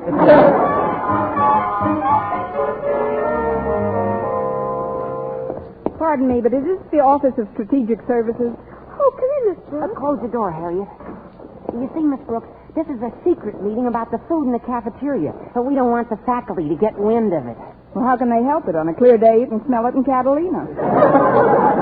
Miss Brooks, this is Mr. Dunbar. He used to teach here at Madison. How do you do, Miss Brooks? Hello, Mr. Dunbar. I just stopped by to see Mr. Conklin, but he wasn't in his office, so I dropped over to one of my favorite old haunts when I taught here, the newspaper room. Oh, did you used to haunt the newspaper room? I mean, were you connected with the school paper? Oh, yes, indeed. I was faculty advisor. That's what Miss Brooks is now. Oh? Well, I don't want to disturb you. Go right ahead with your meeting. I'll just look through some of these old copies of the Monitor. Okay, Mr. Dunbar. Now then, Miss Brooks, did anyone see you come in here? Why, no, Walter. Are you positive?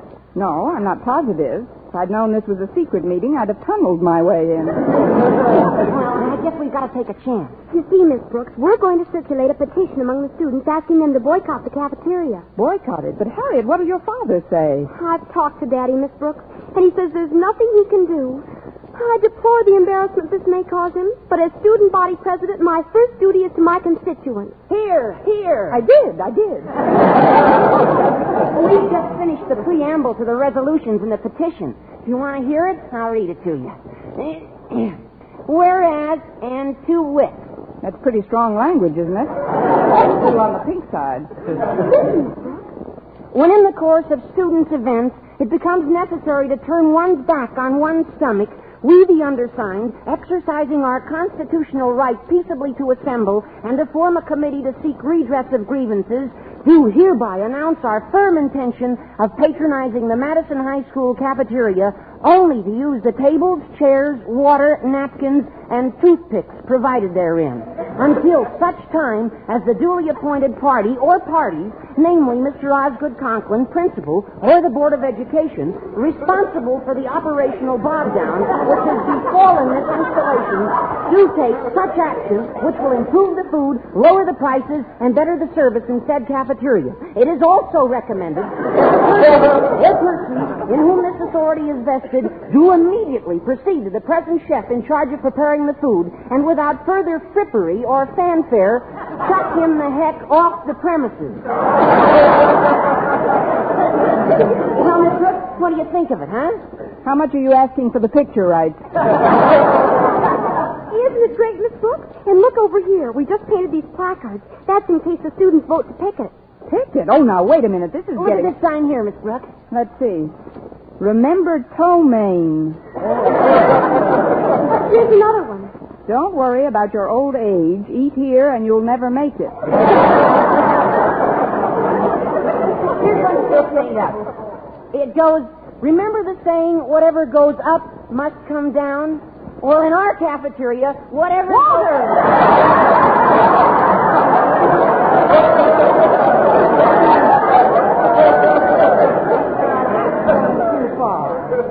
There must be some other way we can get conditions improved. What you kids are suggesting is practically mutiny. Now, I know the food isn't very good in the cafeteria, but... Just not very good, Miss Brooks? Well, pretty bad, then. Just pretty bad, Miss Brooks? Well, brutal. Hey, he's on our side. Here, Miss Brooks, take this sign. We're making you an honorary picket. But I don't want to be a picket.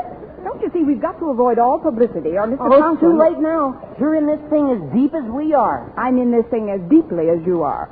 Well, this has certainly been an interesting little caucus, but I'm afraid I'll have to be running along now. Glad to have met you, Miss Brooks. Oh, thank you, Mr. Dunbar. Goodbye, Mr. Dunbar. So long. Goodbye, kids. Very nice fellow. Yeah, he used to teach English, too. Of course, now he's the editor of the Evening Gazette, one of the biggest papers in the county. He's been investigating conditions in the schools in this area. Oh, well, that's certainly a commendable sort of... investigating conditions. But he just heard me say the food here was brutal. So? So I want you to be sure and watch for my picture in the Gazette. You think it'll be on the front page? No, in Little Abner. There's going to be a new schoolmarm in dog patches.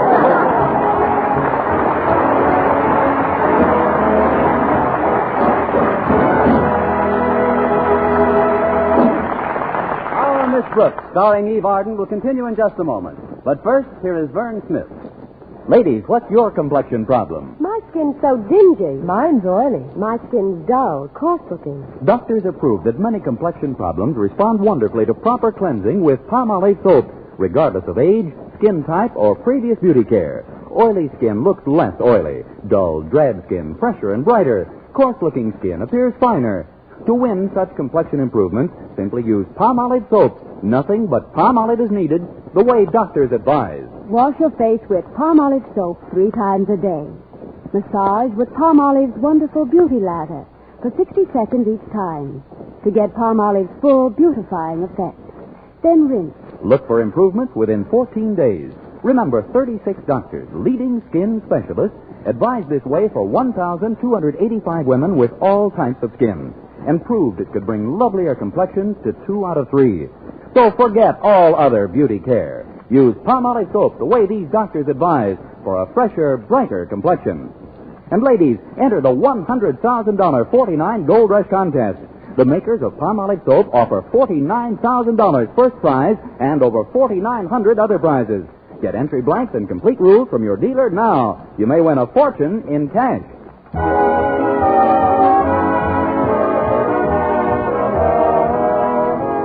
Well, I finally prevailed upon Walter and Harriet to postpone the cafeteria boycott until I could talk it over with Mr. Boynton and report back to Mr. Conklin. Then I hurried down to the biology laboratory. Come in.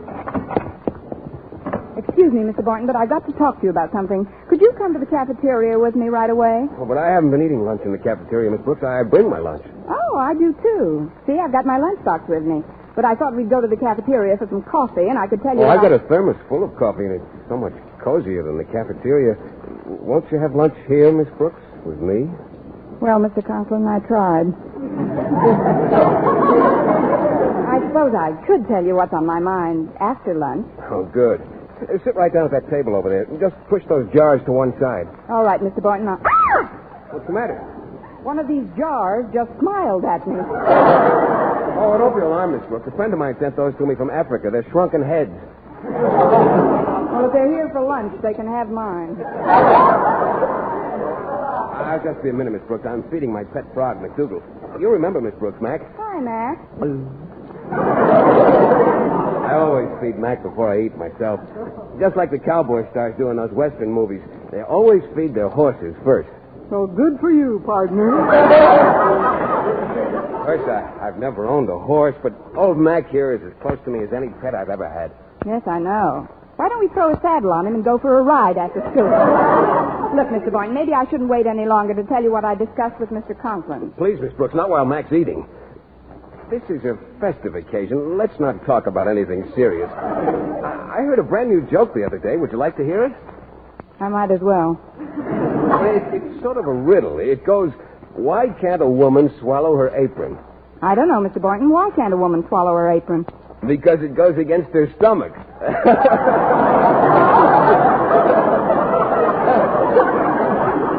Fred Myers, the math teacher, told me that one. He's a hot sketch anyway, don't you think? Yeah, he's funnier than trigonometry. That new French teacher, Mr. LeBlanc, has a good sense of humor, too. As a matter of fact, he's supposed to have lunch with me today. He said he'd prepare something typically French at home and bring it into the lab. What do you think he'll prepare, Mr. Boynton? Frog's legs? Yeah, she didn't mean it. Nobody's going to touch you while I'm around. Well, he's pretty sensitive, Miss Brooks. I'm sorry, Mac. I lost my head. Let me in, please. Oh, there's LeBlanc now. I'm sorry I have to kick on your door, Mr. Boynton, but as you can see, my arms are full. Hello, Monsieur LeBlanc. Oh, Mademoiselle Brooks. I'm doubly sorry my arms are full. Well, thank you, Monsieur LeBlanc. And I'll meet you in the Casbah later. Just put that casserole on this table here by those jars. Oh, very well. Who are these, the Board of Education? Yes, African branch. What's in the casserole, monsieur? Oh, it's a famous French recipe, Miss Brooks. It's called de viande délicieuse, hachée et modelée avec délicatesse en sphères de forme gracieuse. Which means? Meatballs. I assure you they are better than the food served in our cafeteria. Oh, that reminds me. The kids have gotten up a petition to boycott the place. Good for them. Well, it may be good for them, but it won't be so good for me unless I can do something to stop it. You see, I promised Mr. Conklin... Please, Miss Brooks, let us not talk shop, eh? Well, Mr. Boynton, everything is ready but the sauce. This I must simmer for a few more minutes. May I use your Bunsen burner? Oh, of course. I'll turn it up for you. I'm not very hungry. Could I just boil a small egg in a test tube? Mademoiselle Brooks, just hold this dish right here. So. Now soon we will have the finest eating in the whole world. And while we're waiting, I tell you a story, eh? Oh, fine. Well, this is a very old story that was handed down from the time of Napoleon Bonaparte and the Empress Eugenie. Please stop me if you've heard it, Miss Brooks. I doubt it. Eugenie and I weren't very chummy. Yes. Well, once upon a time, there was an emissary from the court of England. But he was not an emissary. He was a spy. And he had a message to another spy tucked beneath his belt. A message in code, of course. Go on. Well, when this spy got to Paris, he was apprehended by the Sûreté, the police. And so he took the message from beneath his belt and thought to swallow it. But he could not. Pourquoi? Why? Because it went against his stomach. I don't get it. Wait, you say he had the message tucked underneath? Never mind, Mr. Boynton. He can explain it later. Could I stop holding this dish over the Bunsen burner now? My nails are melting. Oh, but of course. Here, let me smell it. Oh, delicious. Yes, it just needs one thing. Let me see. Mr. Boynton. Yes?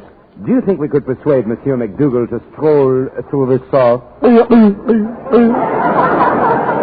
He's only kidding, Mac. Now, take it easy. That's the boy. There are some plates on that shelf over your head, Miss Brooks. Would you hand me a few of them, please? All right, Mr. Boynton, but I'm afraid I won't be able to join you right now. I'm too nervous about Mr. Conklin. If he caught us eating here instead of the cafeteria... Oh, will you please stop worrying about Mr. Conklin, Miss Brooks? I assure you the only reason he goes to the cafeteria is for appearance's sake. He's probably got a nice homemade lunch hidden in the safe in his office. In the safe? Oh, don't exaggerate, Mr. Boynton. Oh, let's forget about Mr. Conklin and enjoy our lunch together, huh? Just the three of us, like the Three Musketeers. No, I make a toast. All for one and one for all. All for one and one for all. All for one and one for... Wait a minute. We're drinking formaldehyde.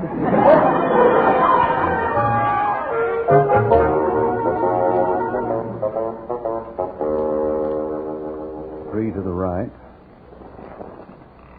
4 to the left. Now 2 more to the right. There we are. Now for a nice chicken sandwich.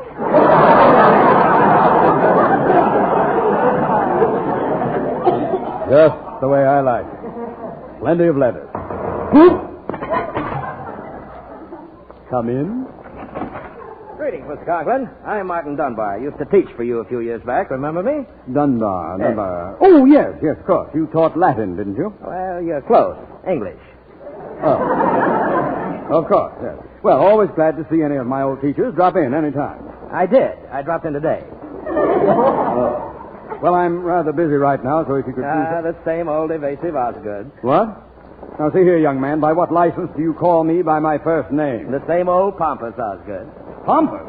Why, you? Who do you... What do you... How dare you say... And the same blood pressure, too, huh?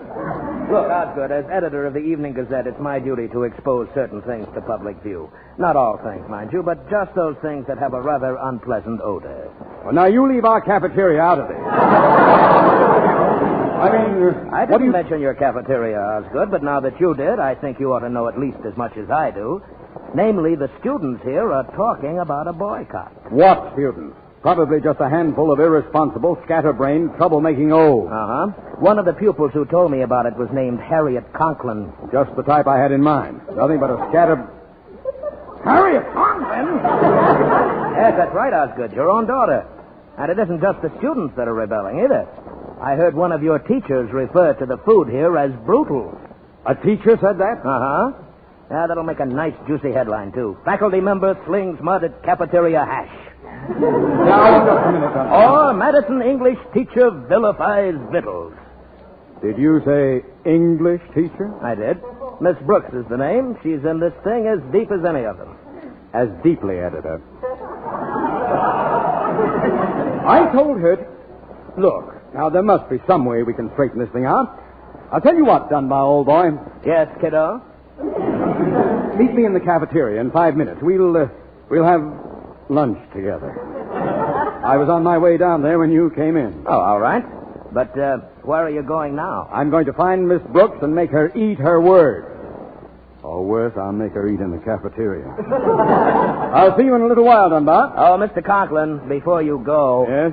You better slam that safe again. Your lettuce is showing.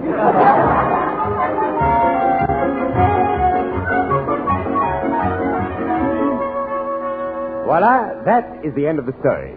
But if he has the message under his belt... Mr. Boynton, why don't you get another meatball under your belt and forget the story? Aha!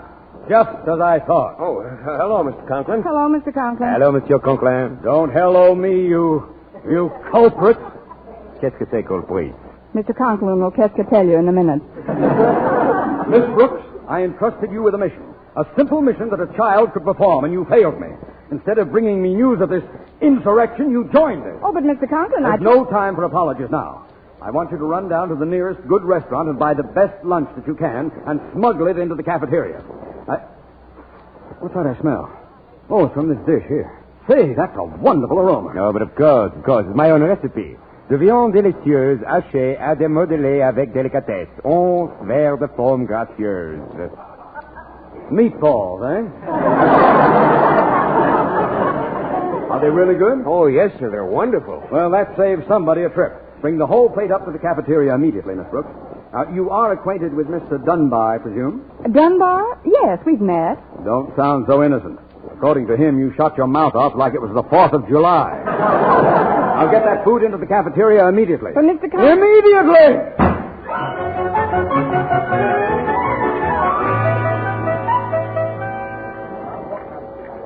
Well, I must say that was the best food I've ever had in or out of a school cafeteria. Well, I wish you'd repeat that statement, Dunbar. I see my daughter Harriet and her idiot consort approaching. Oh, hello, kids. Hello, Mr. Dunbar. Hello, Mr. Conklin. Why, Mr. Dunbar, you've cleaned your plate. Well, of course he has. The food was wonderful, wasn't it, Mr. Dunbar? It certainly was. Oh, that means we can call off the boycott. Well, what did you do, Daddy? Fire the chef? Better than that, my dear. Look, behind the steam table.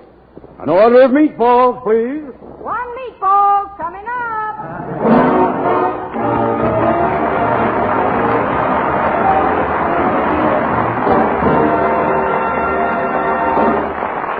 Barton returns in just a moment, but first, Dream girl, beautiful luster cream girl. Tonight, show him how much lovelier your hair can look after a Luster Cream shampoo.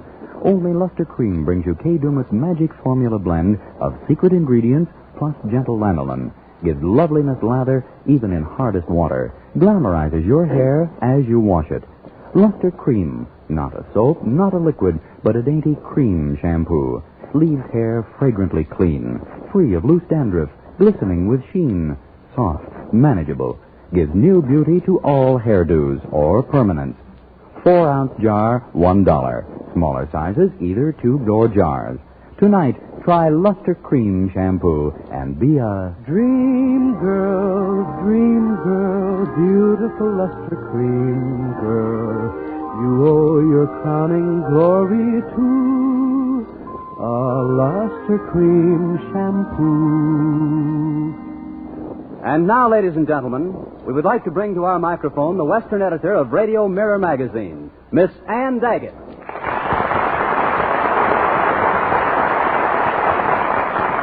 Thank you, Mr. Lamont. And as you know, the current issue of Radio Mirror magazine is now announcing the results of its annual awards based on a poll of radio listeners all over the country.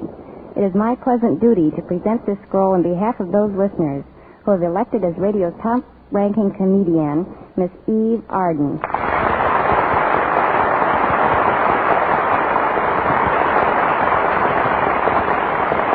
Thank you, Miss Daggett, and my sincere thanks also to you listeners who made this award possible. I'd like to say at this time that I'm certainly going to try in the coming months to merit the honor you've bestowed upon me, because I understand that if I win this scroll 2 years in a row, I get to keep Mr. Boynton. Thanks again, and good night. Next week, tune into another hour on this Briscoe, brought to you by Palmolive Soap, your beauty hope, and Luster Cream Shampoo for soft, glamorous, caressable hair. Our Miss Brooks, starring Eve Arden, is produced by Larry Burns, written and directed by Al Lewis, with music by Wilbur Hatch. Mr. Boynton is played by Jeff Chandler, Mr. Conklin by Gail Gordon. Others in tonight's cast were Jane Morgan, Dick Crenna, Gloria McMillan, Leonard Smith, Gerald Moore, and Bill Conrad.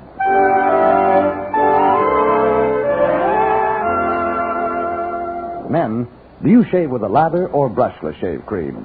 Palmolive shaving cream comes both ways. And whichever way you prefer to shave, you'll find that using either Palmolive brushless or Palmolive lather shaving cream can bring you more comfortable, actually smoother shaves. Here's the proof. 2,548 men tried the new Palmolive way to shave described on the tube.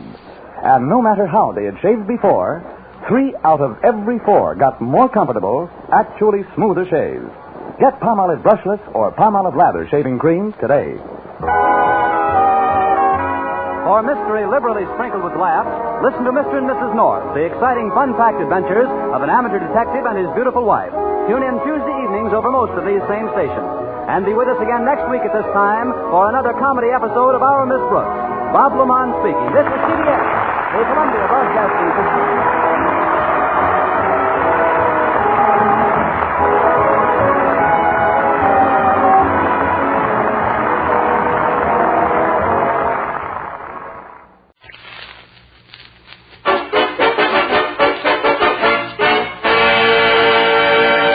Of Avalon cigarettes, please. Yes, sir. Oh, just a moment, sir. Don't forget your change. You'd never guess, but Avalon's cost you less. So why not always travel on with Avalon?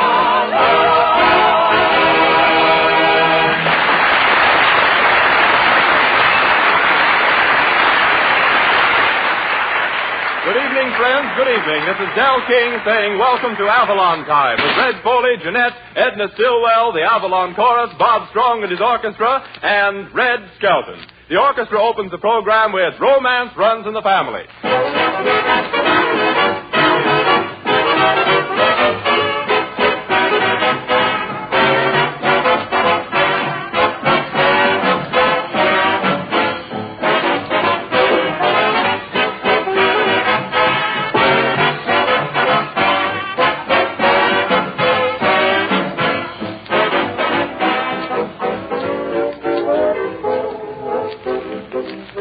Avalon cigarettes give you a perfect combination of highest quality plus real money-saving economy. 2 distinct advantages that put Avalons in a class by themselves. They're made from the very finest Turkish and domestic tobaccos, blended to perfection. And still, Avalons cost 3 to 5 cents less per pack than other popular priced brands. 3 to 5 cents less, mind you, for a cigarette that's unsurpassed in quality. Is it any wonder then, friends, that Avalons are known from coast to coast as the outstanding cigarette value on the market today? It'll pay you well to give Avalons a trial. Why not get a pack tonight? You'd never guess they cost you less.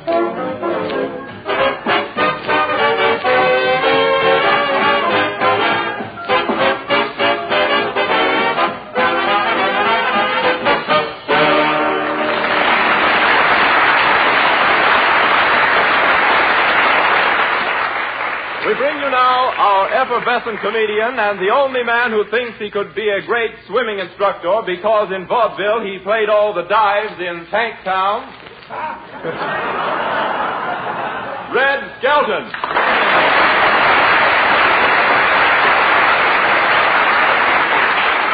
Thank you, and good evening, ladies and gentlemen. I feel great tonight. Say, Del, speaking of swimming, you should have been down at the beach this afternoon. Oh, there's a lot of excitement. Excitement? Well, what happened? A lifeguard got in the water over his head. Boy, what lifeguards they have down at the beach. If you're drowning, they throw you a rope. Both ends. There's a big crowd down at the beach today. In fact, it's the biggest crowd I've seen since my relatives went home. Don't kid me. With so many people in the water, I dove in 3 times and didn't get wet once. Oh, but you should see those new bathing suits the girls are wearing this year. Miss Stillwell walked out in one of those new bathing suits and got a letter of protest from Minsky. Jeanette was there. She swore she had on a bathing suit and had Einstein along to prove it.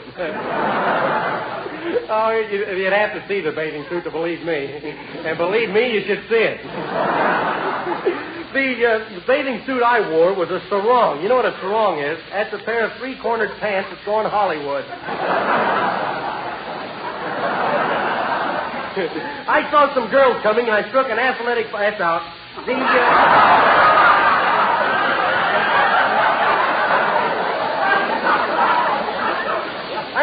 realized that it was a good gag, too. I never realized how puny I was until the shark swam up, took one look at me and says, I ain't that hungry, and swam away. No kidding. That shark felt so sorry for me. 5 minutes later, he came back with tears in his eyes and handed me a sardine sandwich. Oh, you meet a lot of nice people down on the beach. I met a married lady who was so fat, she took a dive into the water, and 3, 4, and 5 thought she was a battleship and took pictures of her. Gee, I almost didn't get that one out. But when she came out of the water, we sat down on a sand pile together, and I said, would your husband get sore if he caught her? She says, I don't think so. This is him we're sitting on. The only thing I don't like about... The only thing I don't like about the beach, you have to be very careful of sunburns. I went to sleep, and when I woke up, I was so sunburned, they gave me an offer to work at massive ceremonies at a barbecue stand. Again, I was so well cooked, a mosquito came over and stuck his beak in me, and I went... Well, I think I've been out here taking nosedives long enough, so I'll wait out and let Red Foley dive in with On the Sunny Side of the Rockies. Come on in, fella, the water's fine.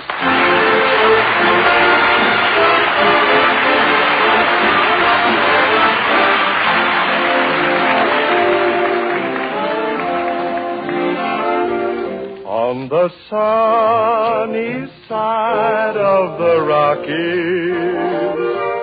where the desert kisses the sea, there I left my love near the Rockies when we said goodbye tenderly.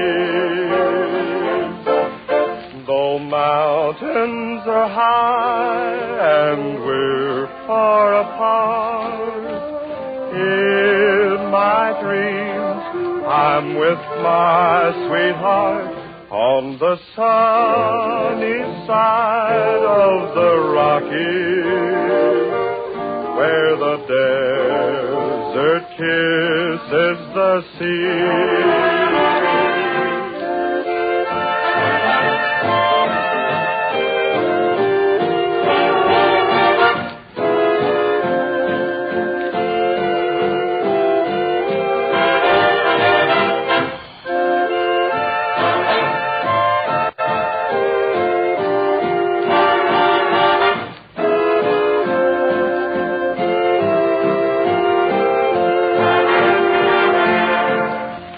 Mountains are high and we're far apart. In my dreams, I'm with my sweetheart on the sunny side of the Rockies, where the desert kisses the sea.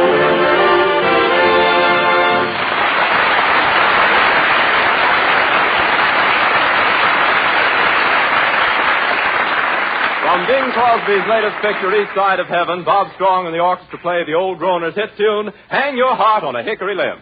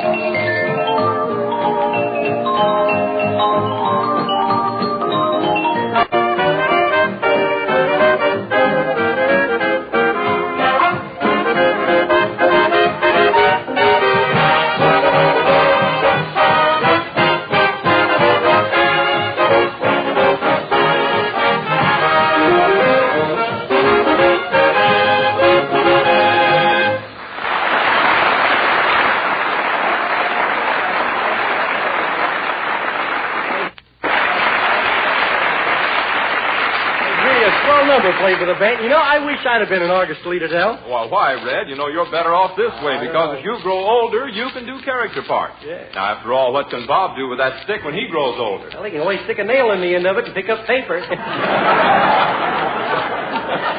Oh, Red, you ought to be proud of yourself, though. Why, you know, from coast to coast, people are learning to know and to love Red Skelton. They are? Uh-huh. Gee, maybe that's why hundreds of people are asking for my autograph. Huh? They don't want your autograph. They want to see if you can write. What did you say, Del? I didn't say anything. That was Roger, the new fiddle player in the band. Oh, it was, huh? Say, Roger, you can't be on this program. No? Why not? Well, from now on, nobody can be on this show unless they can pass an intelligence test. Oh, gee, Skelton. Just when we were getting used to you, too. Yeah.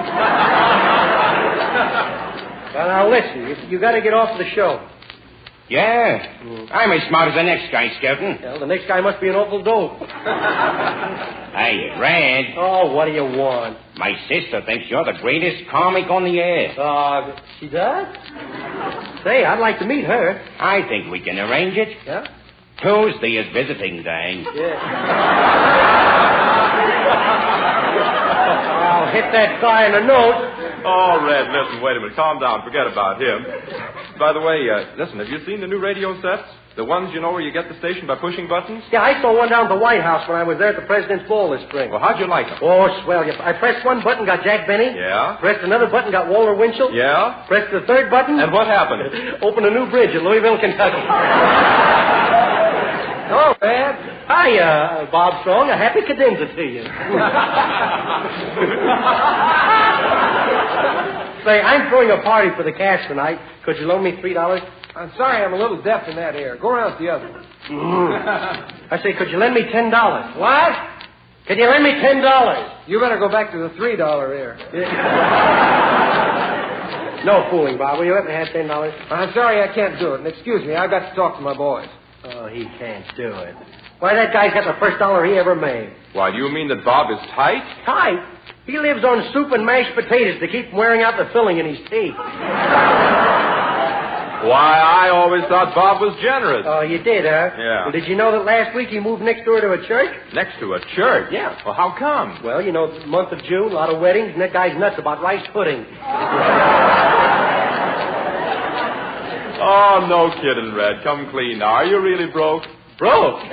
Say, I can't even remember the color of money. Hello, Del. Hi, Edna. Hello, Red. Hi, Edna. What's going on out here? Red's broke. Hey, Del. Oh, gee. Why'd you have to go tell her I was broke? Del, has he been telling you he was broke? That's right. Or how could anything get out of his wallet? He keeps a police dog in there. I do not. Here's my wallet. Look, see if there's a police dog.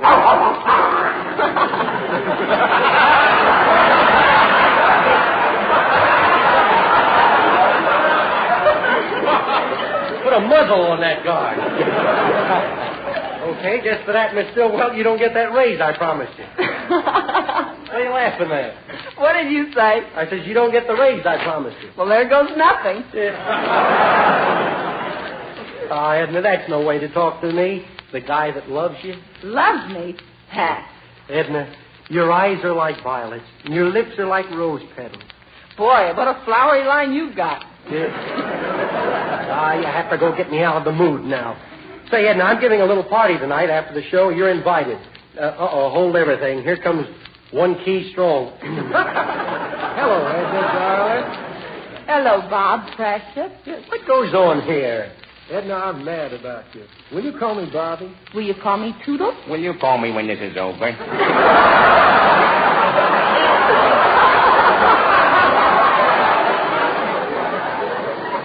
You never believe it. We get paid for this.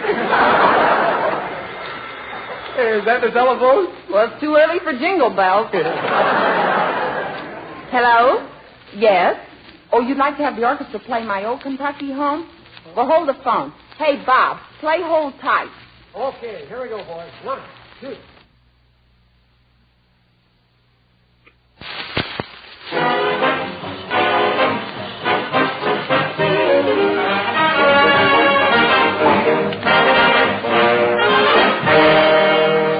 What's the idea, thought they asked for me old Kentucky home. That was the telephone operator. I just wanted to give her the wrong number and see how she likes it.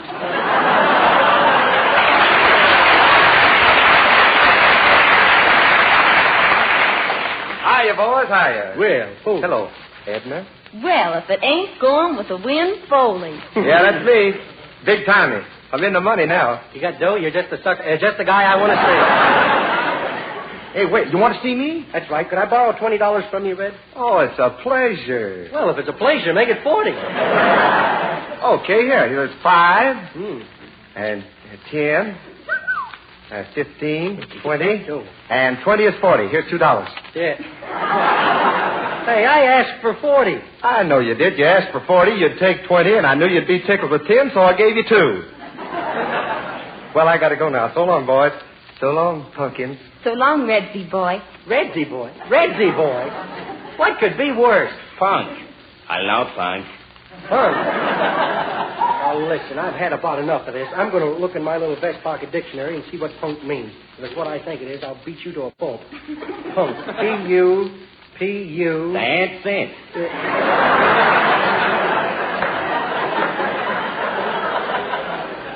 But now, look, folks, I got to run down to the bank and borrow some money. Must you go? Yes, because right after Jeanette sings Don't Worry About Me, I want all of you to meet me for a bite of supper. Hooray! Now, don't get excited now. Of course, I have a little trouble with my banker getting money out of him, so if I'm a little late, don't worry about me. Sing it, Jeanette.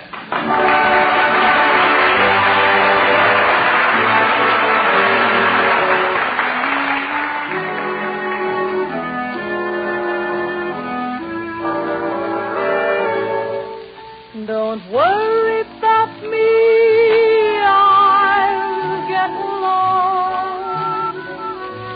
Forget about me, be happy, my love. Let's say that our little show is over and so the story ends. Why not call it a day the sensible way and still be friends? Look out for yourself should be the rule. Give your heart and your love to whomever you love. Don't be a fool. Darling, why should you cling to some fading thing that used to be? If you can forget, don't worry about me.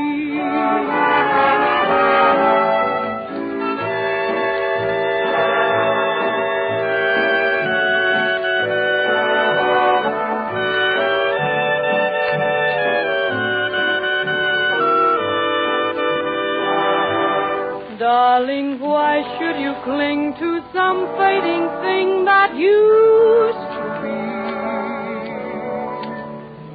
If you can forget, don't worry about me.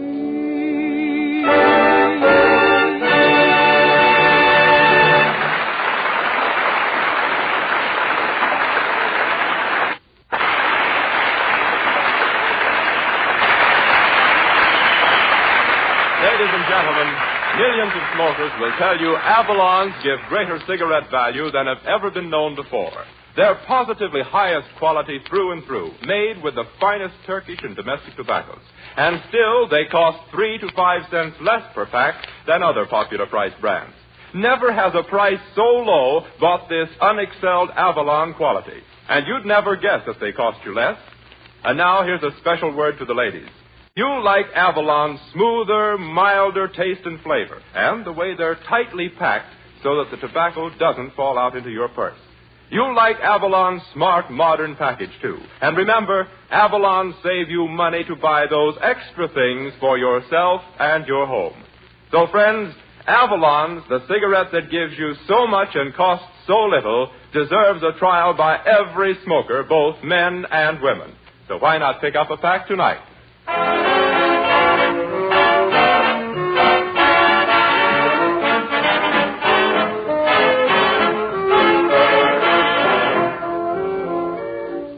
Now, as we join Red Skelton and the gang, they're walking down the street trying to find a restaurant. Did you go to the bank, Red? Yeah, I went. What happened? Well, I wanted to borrow $500. My banker wanted to loan me $2. So? I insisted on $500. He insisted on $2. I said $500. He says $2. Well, how did it end up? I took the $2. I was in no mood to dicker. Here's a nice-looking place, Red. Yeah, it's not bad. What's that sign say? The Elbow. Ah, just a joint. Look, they even print their motto on the window. Yeah, what's it say? It says, if our steaks are too tough for you, stay out. This is no place for weaklings. Now, come on, let's go in. Take a stab at it. Oh, say, wait. Oh, here's a table big enough for us over here, Red. Yeah, come on, everybody sit down now. Make yourself at home. Where's the waiter? Hey, are you a waiter standing over there? Well, I ain't a penny gum machine. Thank you, Lee. What are you doing in this restaurant? What am I doing here? Why, I own the darn thing. Yes, sir, I do. Down to the very last little old bean. Say, Herky, I'm throwing a party for the gang, but we gotta have a lot of service now. Well, there's just me and my waitress, Daisy, but I can work twice as fast as any other waiter. You can? How come, Herky? Well, you see, I belong to 2 unions. Well, look, bring us some menus, will you? An order of rice pudding, please. Well, here's the menus. Orders, please. Miss Stillwell. I'll have some hash. The lady wants to take a chance. I'll have some hash, too. Yes, sir. Another sport. An order of rice pudding, please. Well, what do you have, Mr. Skelton? Let's see. I'm hungry enough to eat a house, porterhouse. Let's see. That's what I'll have. Make it a steak. Say, what kind of cake is that? Oh, that's stolen. Huh? Stolen. I don't care how you got it. What is it?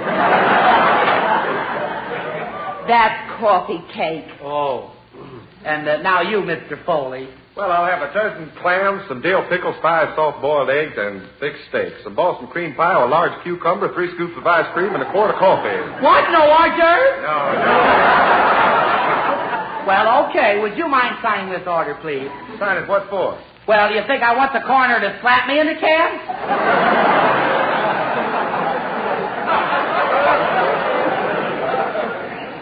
Look, with my steak, I'll have a baked potato, Ricky. A potato, all right. Mrs. Murphy in a sealskin coat. For dessert, I'll have a piece of berry pie with lots of powdered sugar. A hunk of indigestion in a snowstorm.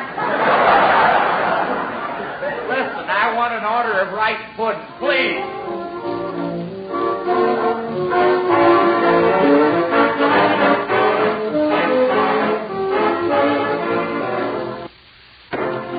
I don't know. They should have cooked this steak in soap. I need something to rinse it down. Wash it down, rather. Say, Herky, come here. I ordered a steak well done. They even messed up my ad lib. I ordered a steak well done. This thing's too rare. Why, that's entirely too silly, Mr. Skelton. That steak is cooked. Cooked? I've seen cows hurt worse than this and get well. Hey, Red, where's the gravy? It's on Del King's best. Well, then pass Del. Yeah. Please bring me some rice pudding. Somebody had served that guy over there. Hello, everyone. Hey, Bob Strong, you're a little late. Yeah, I made a mistake. I went into one of those restaurants where they name dishes after people. You think they'll ever name something after me? Oh, they may. But who wants to eat dog food? Daisy, take the gentleman's order. Yes, sir. Uh-oh. Hey, Edna, look at your boyfriend eyeing the waitress. Your order, sir. Say, girlie, it's a nice day, isn't it? Yes, it is, and so was yesterday, and my name's Daisy, and I know I'm a pretty girl, and I have blue eyes, and I've been here quite a while, and I like the place, and I don't think I'm too nice a girl to be working here. My wages are satisfaction. I don't think there's a show or dance in town tonight, and if there was, I wouldn't go with you. I'm from the country, and I'm a respectable girl. My brother's a cook in the kitchen and played football in college and weighs 300 pounds. Last week, he nearly broke the neck of a fresh guy that tried to date me. Now, what do you have, chicken, steak, or fried liver?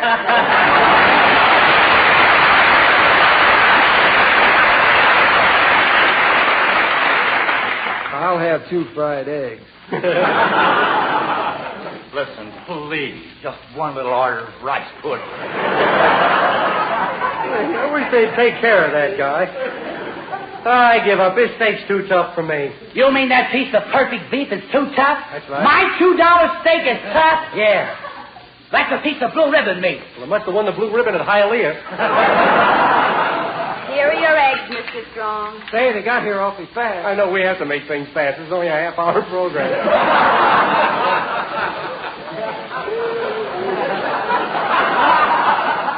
We get more fun out of this than the audience.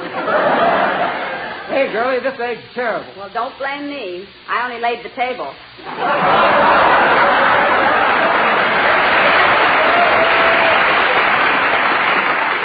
Hey, listen.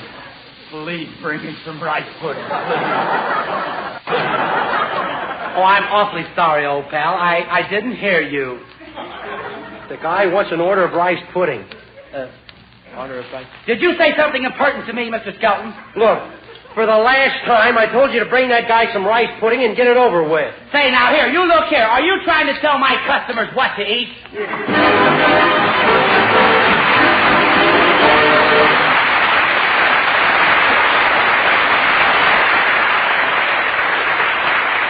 The Avalon Chorus joins our own Red Foley in one of the most beautiful tunes of recent years, Little Skipper.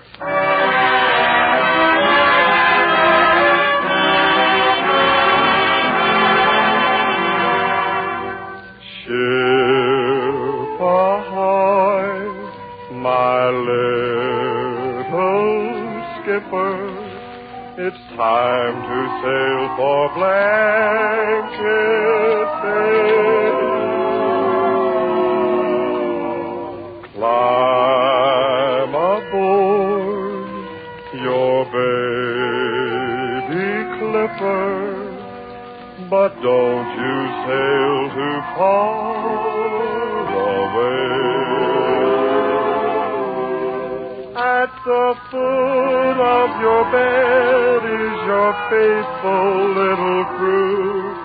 It's your own puppy dog, keeping watch the whole night through.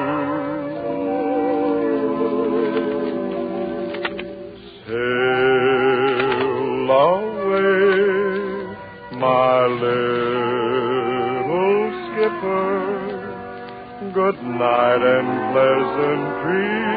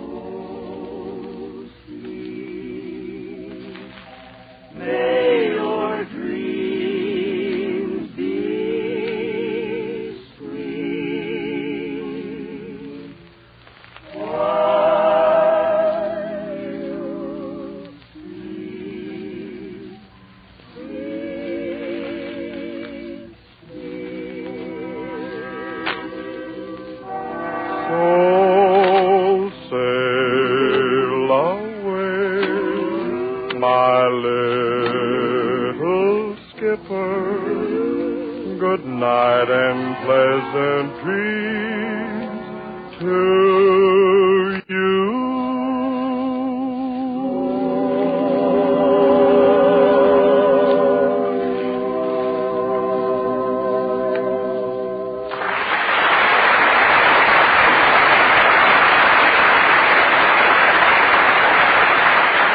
Remember, friends, when you can get supreme quality in Avalons for less, why pay more? Next time, ask for Avalon.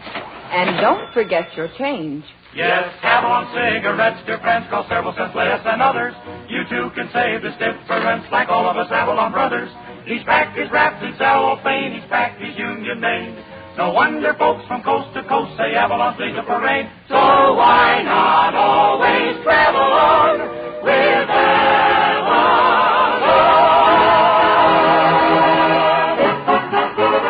Yes, you'd never guess, but Avalons cost only 10 cents plus city or state tax.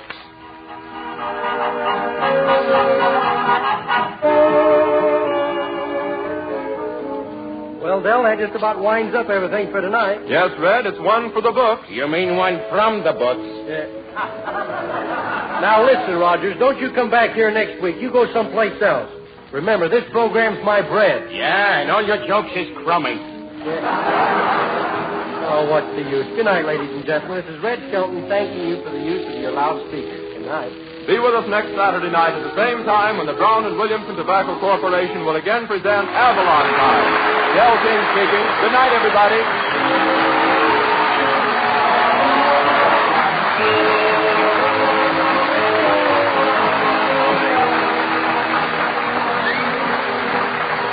Heard on this program was Don't Worry About Me from World Fair Cotton Club Berlin. Avalon Time was heard from the Chicago studios of the National Broadcasting Company.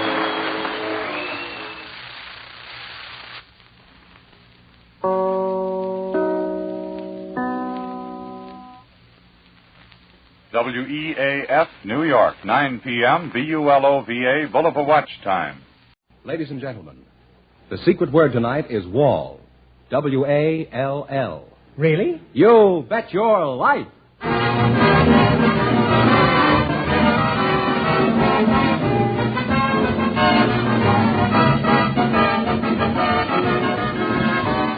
The more than 3,000 DeSoto Plymouth dealers of America present Groucho Marx in You Bet Your Life, the comedy quiz series produced and transcribed from Hollywood. And here he is, the one, the only... Groucho! That's me, Groucho Marx.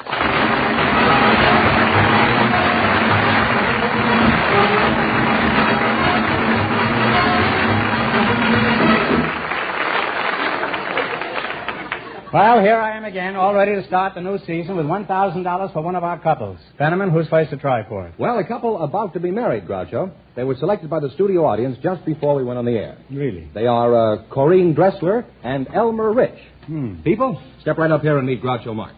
Welcome, kids, for the DeSoto Plymouth Dealers of America. And if you say the secret word while we're talking, you will divide $100 between you. It's a common word, something you'll find around the house. A couple about to be married. Corinne Dressler, is that... That's right. And Elmer Rich, eh? Yes, Groucho. So you two are about to set sail on the sea of matrimony, eh? Mr. Dressler, where are you from? I'm from the Tri-City, Dubuque, Iowa. Is that three cities, Dubuque, Iowa? Well, it's right on the boundary of Illinois, Wisconsin, and Iowa. Oh, well, that's very educational. And Mr. Rich? Where are you from? Small corner of South Dakota near Alcester. Oh, you look like Jimmy Roosevelt.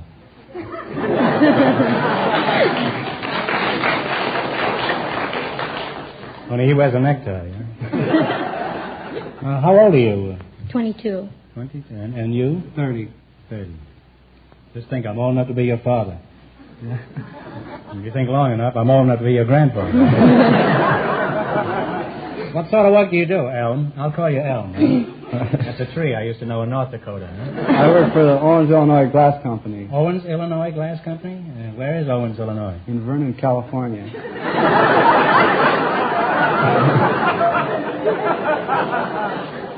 Has Rand McNally heard about this? I mean, Owens, Illinois. No, let's start all over again. Just where is Owens, Illinois? Originally such place as Owens, Illinois. You just said it was in Vernon, California. I hope your glass is clearer than your geography. What is your job at this plant specifically? I'm a production recorder. Production recorder? And what does that consist of? Well, after the ware is put in boxes, it's put on wheel wagons. And I didn't get the first... After the bottles, the ware... The wares? We call it ware. Why don't you call it bottles? It's too simple? I guess so. I don't know.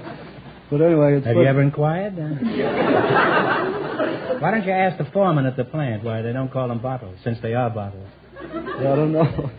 I never you just stand there and giggle at the foreman, huh? Tell me you're a sick to get bounced. Well, anyway, what is your job? I'm a production recorder. No, we passed that point some time ago, huh? Well, the job consists of checking out all bottles that have been packed in boxes that have been sent out of the packing room to be shipped to different customers. I record all that, which in turn is sent to the accounting office for their records. And then they destroy it, I suppose, huh? And where do you work, Kareem? Where do you work? I work at Owens, Illinois, too. For a town that doesn't exist. Owens, Illinois has a bigger population than Vernon, California. How did you meet this chap? On I was working one day, and he used to come around every hour to check the offware. And That's what you thought. Huh? well, he didn't pay any attention to me for a long time, and I noticed him. But one day he finally noticed me for some reason or other, and he asked me. What was the reason? I don't know. I know, but I won't tell you.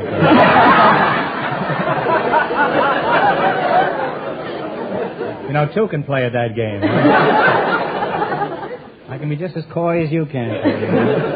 Well, anyway, you looked him over. He had looked you over. And finally, he came up and asked me for a date. And then after that, he used to stop around every half hour. Must have got a lot of work done at that plant.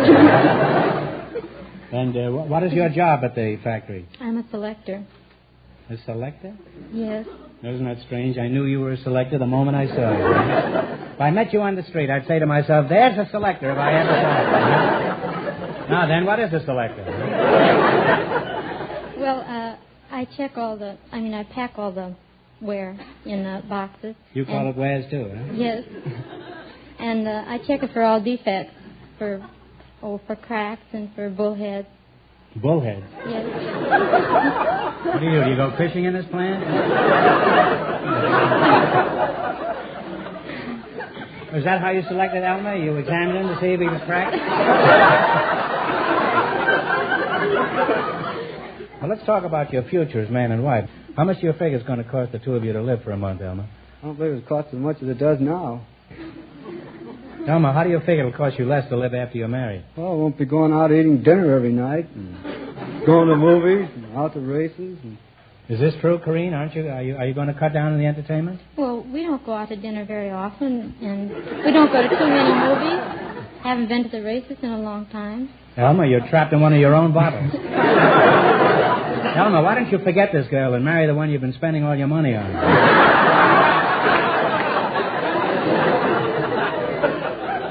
Now, in just 1 minute, you're going to play your Bet Your Life for a chance at $1,000. Before you do, pay close attention to Fenneman, who is speaking for all of us on the show.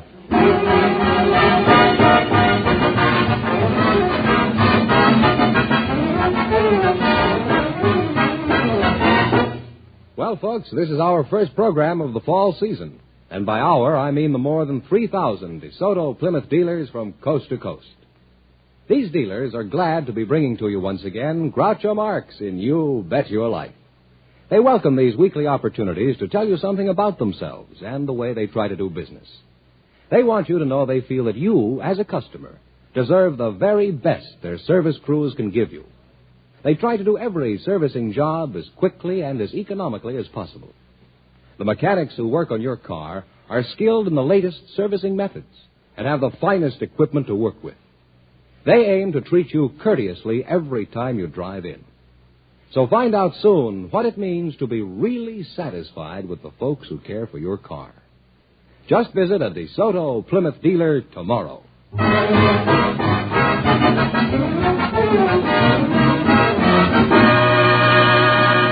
right, now, here we go. Let's see how high I can build you $20. Fenneman's on the rules. Each of our three couples has $20. They bet as much of that 20 as they want on each of 4 questions. The couple that earns the most money gets a chance at the $1,000 DeSoto Plymouth question at the end of the show. You see, our other 2 couples are in a waiting room off stage, so they don't know what's happening out here. Well, that's fair enough. Here we go. Now, let's see how high I can build you $20. You selected national parks as your category. Here's your first question. How much of the 20 will you try? 10. 10? In what state is the Grand Canyon National Park? Arizona. Arizona is right.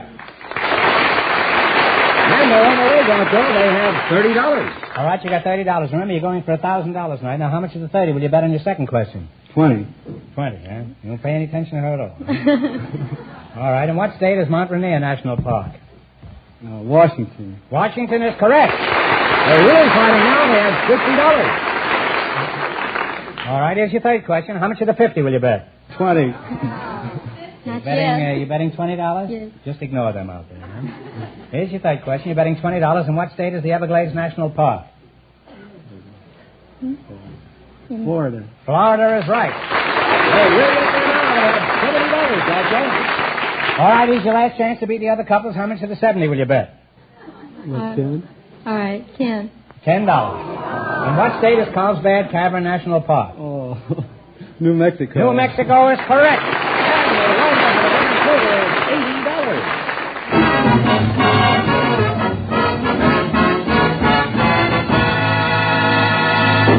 Well, thanks and good luck from the DeSoto Plymouth dealers. Now, don't go too far away. You may get a chance at the big question. Our next couple doesn't know that the secret word is wall. Perhaps they'll say it while they're talking to you. Okay, fellas? Perhaps. Bring them in. We invited some women to the show tonight who operate self-service laundries. And just before we went on the air, our studio audience selected Miss Pauline Jenks. Her partner is a married man from the audience, Mr. Huntley Chapin. Folks, meet Groucho Marx. Welcome to You Bet Your Life. And if you say the secret word, you'll divide $100 between you. It's a common word, something you'll find around the house. A self-service laundry operator and a married man. Mr. Chapin, how long have you been a self-service laundry operator? I'm a married man. I wondered, he had such a clean shirt on. That's what fooled me. Where are you from, married man? Buffalo, New York. Buffalo? Mm-hmm. Now, Mrs. Pauline Jenks, you must be the laundry operator. Now, come cleaner, where are you from? Well, I'm from Glendale. Glendale, Mm-hmm. Huh? And Mr. Chapin, what are you doing in California? I'm living here.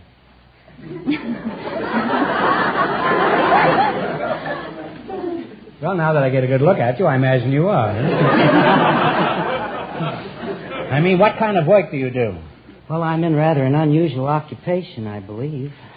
The fly trapping business. What is a fly trap? A fly trap catches flies. That's certainly a logical answer. It doesn't clear up anything for me, but it's logical anyway. How do you mean a fly trap catches flies? Can't you catch them with your hand? You need a machine for that? That'd keep you too busy, I believe. Well, I have nothing to do all week, you know. Now, do you ever do your washing in a self-service laundry, Mr. Chapin? No, I don't. Where do you do your washing? I don't do it. You don't wash? No. Well, I suppose it's all the way you're brought up. Well, does your wife ever patronize a self-service laundry? Yes, she does. She does, huh? Now, Miss Jenks, tell us something about your washing emporium. What is a self-service laundry? Well, a self-service laundry is where It's a cafeteria for underwear? where a housewife brings her weekly wash. Mm-hmm. I see. Now, as a self-service laundry operator, has anything unusual ever happened to you? Well, not particularly in connection with the laundry business that I can think of right now. I can remember one time about 15 years ago when I was in Laguna Beach, something unusual happened. Well, we won't tell anybody. I was out swimming with a girlfriend, and we used to swim a long ways out from shore, and we used to swim all on natural because we could get a lot more speed. You mean on the half shell? And while we were swimming one day, we had a surfboard with us, and one would hold the suits while the other practiced swimming, and we'd take turns. And I happened to look toward shore, and I saw the lifeguards setting out in their boat. So I got How many lifeguards were there coming out? Three. Three and only two girls? Well, that's Laguna for you. At Santa Monica, that'd have been 7. So anyway, there you are, naked in the middle of the Pacific Ocean. Right. That was the year I had to go to the mountains.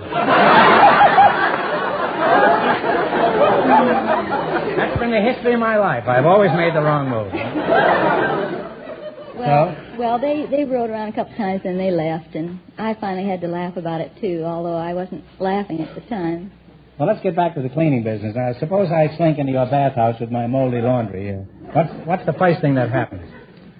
Well, you put your laundry in the machines, and then we give you a ticket. I'm only going 20 miles an hour. Look, if I throw my laundry in your machine, the first thing that would happen is the machine would throw it right back. When do I put it in the soap? Well, you don't put in the soap. We put in the soap for you because... thank you. I'll put in my own soap. You might put in too much and get the machine frothing. The machine starts frothing? What do? Do you shoot it before it bites somebody? No, we turn it off in that case. All right. Now my socks are happily splashing in your machine. Now what do? Do I have to rinse them out? Oh, no. Our machine does everything. Mm-hmm. When machines start doing everything, that's when I start filling my Liberty Bars.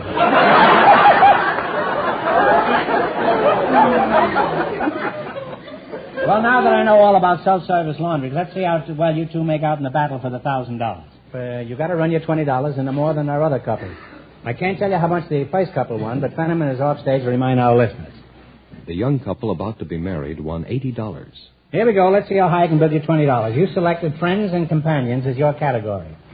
Fenneman, be here on time in the future, will you? Or you can turn in your uniform.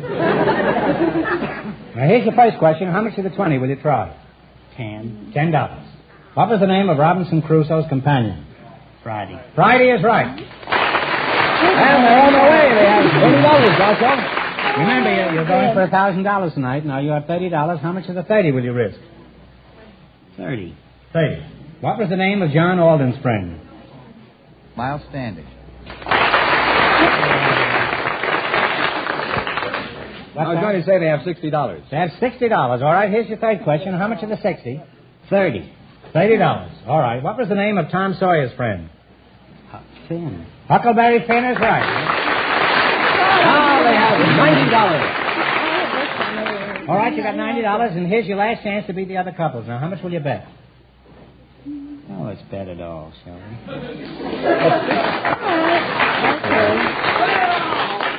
Make it easy.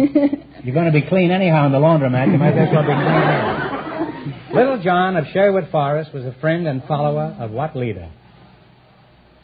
Robin Hood. Robin Hood is right.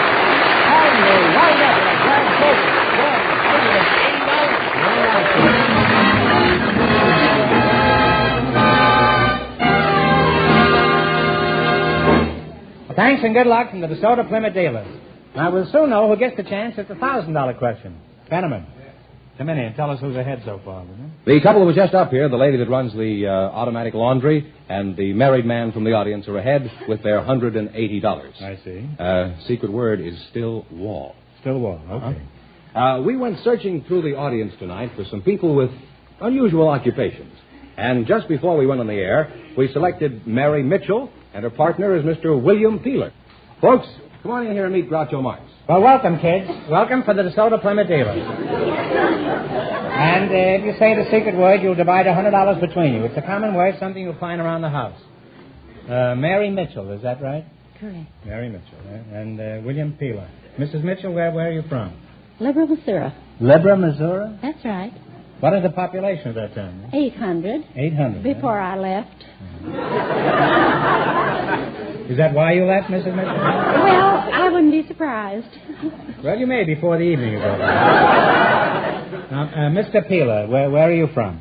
I'm from Iowa. Now, you were chosen tonight because of your unusual occupations. Mrs. Mitchell, what is your occupation? I am associated with the Cat Care Club. A cat care club? Cat Care Club. Well, what is a cat care club? Well, we rescue cats and find homes for them.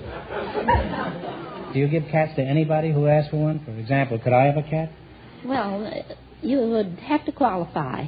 You'd have to be investigated. I can't even get a skunk to live in my house. What do you mean? I've been investigated. How many cats do you have at the present time? Oh, about 150. Well, where do you get your cats? Oh, people phone from all over the country, all over the county, and even other counties. Just before I came down here, a woman called me and wanted me to take care of 35 cats. She started out with one cat, short time ago, and now she has 30 cats. She's 35. She says she sees her mistake. But it's too late, so I must take the cats. Mrs. Mitchell, biologically, that's not possible. You can't start off with one cat and then have 30 cats.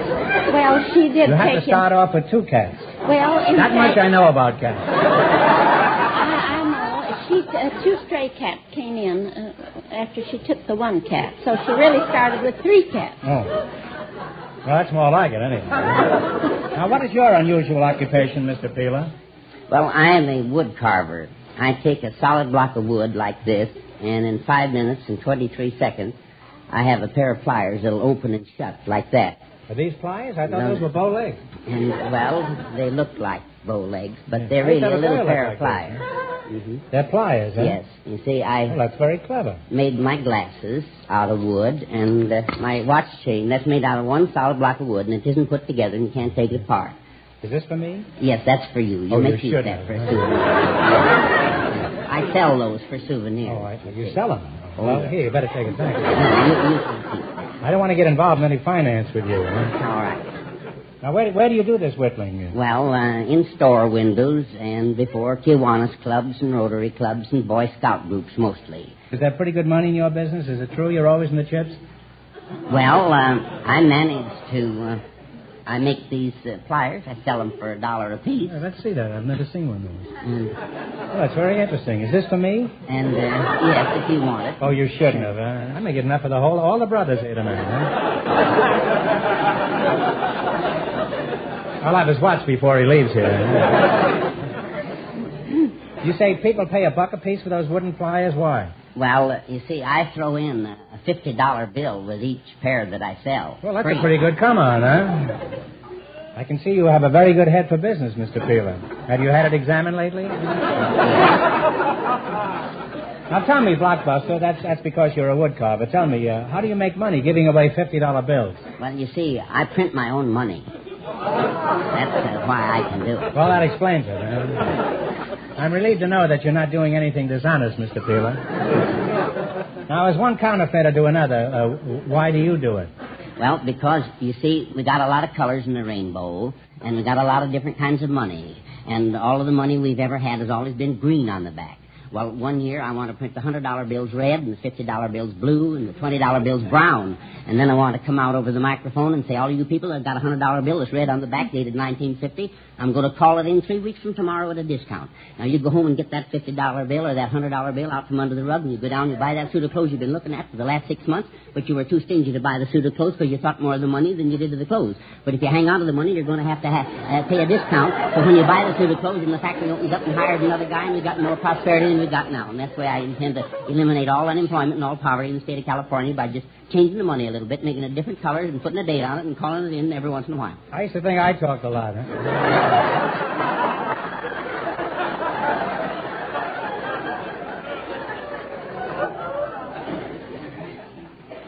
Mr. Peeler, have you always been a whittler?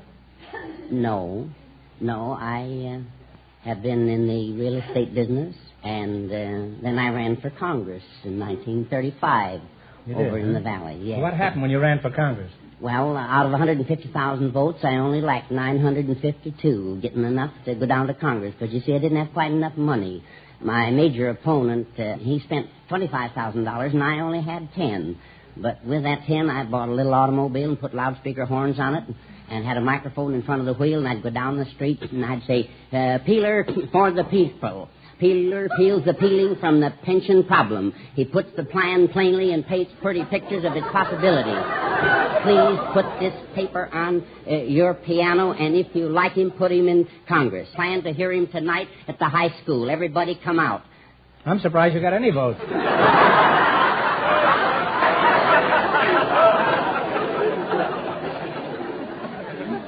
Well, you've been an interesting couple, and we're happy to have you here. Now, we're going to play You Bet Your Life. You beat our other two couples, and you get a chance at the $1,000. At the DeSoto Plymouth question, that's the $1,000 question. I can't tell you how much the other couples won, but Fenneman's going to remind our listeners. The woman from the self-service laundry and the married man are ahead with $180. Here we go. Let's see how high I can build you $20. You selected famous rivers as your category. Now, here's your first question. How much of the 20 will you try? Half. Half? Is that all right with you, Mr. Peeler? Yes. What is the name of the river boundary between Texas and Mexico? The river boundary between... What is the river between Texas and Mexico? Oh, yes, I know what that river is. I don't know, and I wish you'd tell me, huh? Between Texas and Mexico? Yeah, the Rio Grande. Rio Grande is right, huh? And you're on the way, Groucho. They have $30. Remember, you're going for $1,000 tonight. Now, how much of the $30 you're going to try? Half. Half? Is that all right with you, Mr. Peeler? Well, I guess so. All right. What is the name of the South American river with the largest volume of water in the world? Well, Amazon. The Amazon is right. They're on the way now. They have $45. Here's your third question. How much of the 45 will you try? What do you say? Oh, we can spare 20, I guess. 20 it is. $20. What is the name of the river that cuts through the Grand Canyon? Colorado. The Colorado is right. And now they have $65. $65 is your last chance to beat the other couples. Now, how much of the 65? Let's shoot half of it anyway. You want to shoot all of it? What he says, Bill, I'd like to come out with a $5 bill anyway. What do you care? You're going to print your own money anyhow. Well, mine ain't any good, you see. I can't defend mine yet. All right, kids, come on. We got another show next Thursday. What are you going to do? $20. How much? $20. $20. Here's your lights. All right, here we go. London Bridge crosses what English River? Oh, you know that. Now, don't get your own bridge mixed up in this, huh? The Thames is right, huh? And they wind up with a grand total of $85. And that means the laundry lady and the married man with $180 get the chance at the DeSoto Plymouth $1,000 question.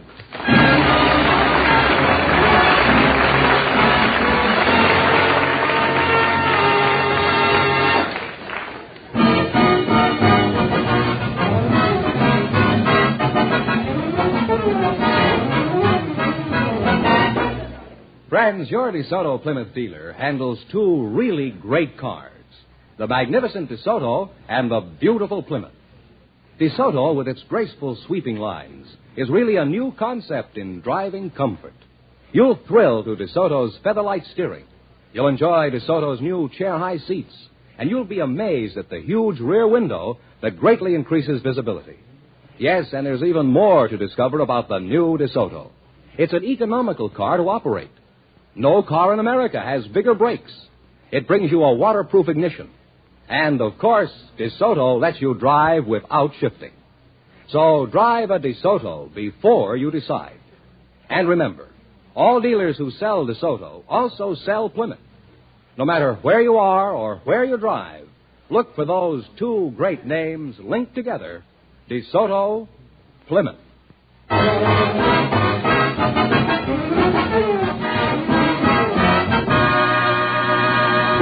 Well, here we are, the gal from the laundry and the fly trap, huh? All right, here we go for $1,000. I'll give you 15 seconds to decide on a single answer between you, so think carefully and please no help in the audience. Here it is. Ready? What is the name of the city that has been the capital of Korea for more than 2,000 years?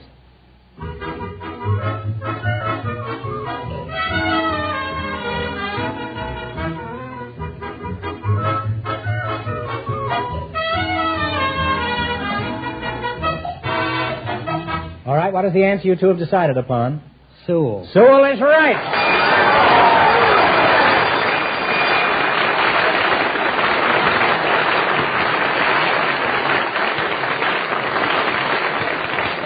Well, you had the right answer, so you win $1,000. What are you going to do with all that money? I kind of like... You're going to buy a bathing suit and go back in that raft, huh? Oh, well, I think I'll kind of spread it around. I think... Well, spread some around me, will you? Money's fun if you can share it, and I can think of a few people that kind of need some. Well, that's a good way to spend the money, yeah? Let's see, you win $1,000 and how much? $180 in the quiz. That's $1,180. You really cleaned up tonight. Congratulations. From the more than 3,000 DeSoto Plymouth dealers from coast to coast, you bet your life. You bet your life.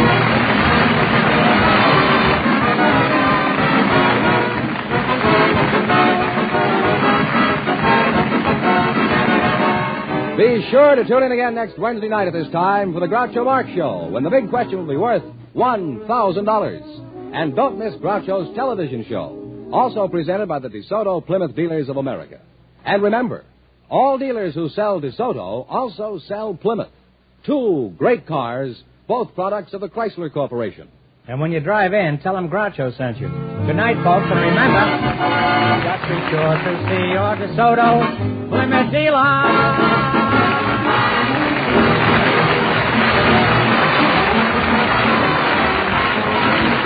Folks, here's a tip from the National Safety Council about good highway habits.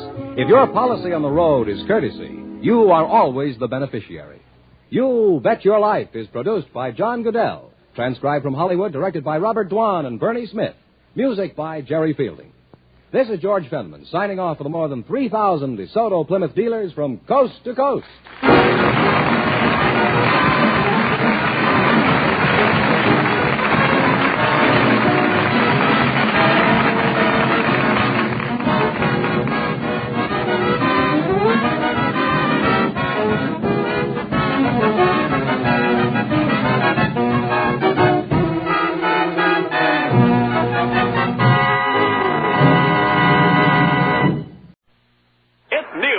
Amazing! It's Prell, P-R-E-L-L, Procter & Gamble's new Radiant Cream Shampoo in the handy tube. Prell brings you The Life of Riley.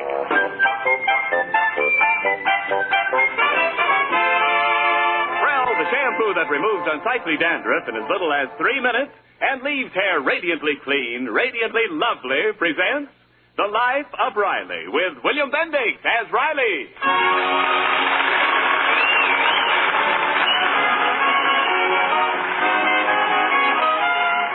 Well, today has been one of Chester A. Riley's bad days.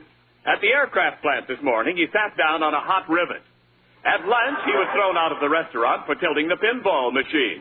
Coming home on the bus, he got into an argument, dared another passenger to take a poke at him, and she did. And when he arrived home, he picked up his son's junior's high school newspaper and received the most shattering blow of the day. Peg, look at this. What's wrong? Just look at this picture. Oh, that's the new swimming pool at the school. And there's that four-flusher, Farrington Bidwell, taking the bows for it. Read what it says there. Let's see. Barrington K. Bidwell, prominent realtor and school benefactor, affectionately known to all as FKB, surveys completed swimming pool as grateful students cheer. Why, that's not fair. After all the nights you put in working on that pool, you should be in that picture, too. Oh, I'm in the picture, all right, here, near the diving board. Why, that's a lump of concrete. That's my head. I was at the bottom putting on the finishing touches when that Bidwell gave the signal to snap the picture so he could hog all the credit. That's the way it always is. There's always one hog pushes himself in front of the others. Yes, you deserve to be standing right beside him. Well, thanks, Dublin. At least you appreciate what I am.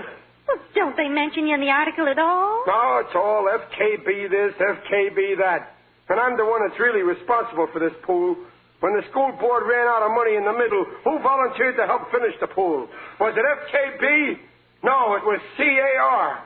Well, Mr. Bidwell did do something, didn't he? See, it says here, FKB generously rented the school a cement mixer at no profit. Big-hearted Charlie. And furthermore, did not charge anything for the operator. Sure, I was the operator. Honest, he didn't do a thing. But he was chairman of the committee. But I did the work. What a phony. Riley, he said, we've got a big job ahead. But with your brawn and my brains, we'll do it. So every night I'd be at the bottom of that pool using my brawn, and he'd sit around on his brains watching me. Worry about it, dear. At least you have the satisfaction of knowing that you... Hi, Pop. Hello, Daddy. Oh, you're here. My fine, loyal children. You and your friends. Your ungrates. Oh, you saw the school paper. Gee, that was a mean trick, Daddy. All the kids know you did the work. And just today they were saying they ought to do something for you. Yeah, a lot of good that does me. Well, it couldn't be helped, Pop. Beverly Bidwell wrote the story. Bidwell's kid? Yeah, she's the editor. Oh, well, now I get it. Ain't that just like that phony Bidwell? His own kid's the editor, see, so he forces her to write a lot of lies about what a great guy he is. That's the lowest thing I ever heard of. Junior, why couldn't you be editor?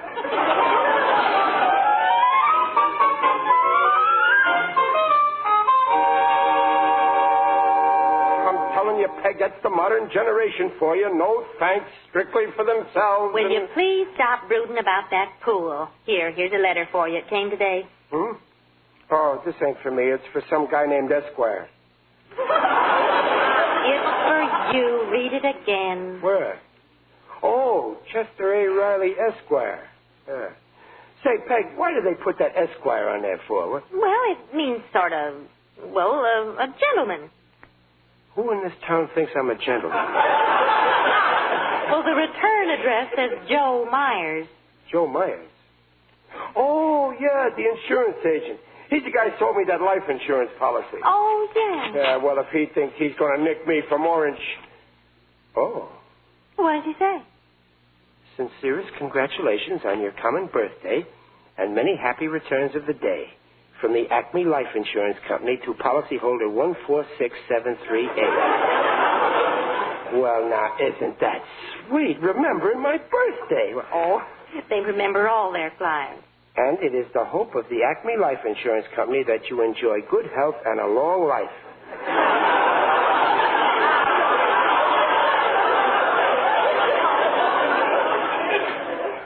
a very long life. Sincerely, Joe Myers. Well, it just goes to show here's a strange company that insures me. They're glad I'm alive. But my own kids don't even know I was born. I noticed they didn't send me no card. Well, your birthday's not till Sunday. Yeah, that's right. Defend them. They'll probably ignore it, just like they ignored what I'd done on that pool. Oh, stop building it up, Riley. They remember your birthday every year, and they won't forget it this year. Well, they better not. And just to make sure, I'll drop a few hints and remind them. Oh, for goodness sake, don't remind them the way you did last year. Well, what did I do last year? You sent your name in to Uncle Don's Kitty Hour. So what? All he did was say over the air, "Happy birthday to little Chester A. Riley." And luckily, the kids were home and they heard it. Sure, they were home. You hid their shoes.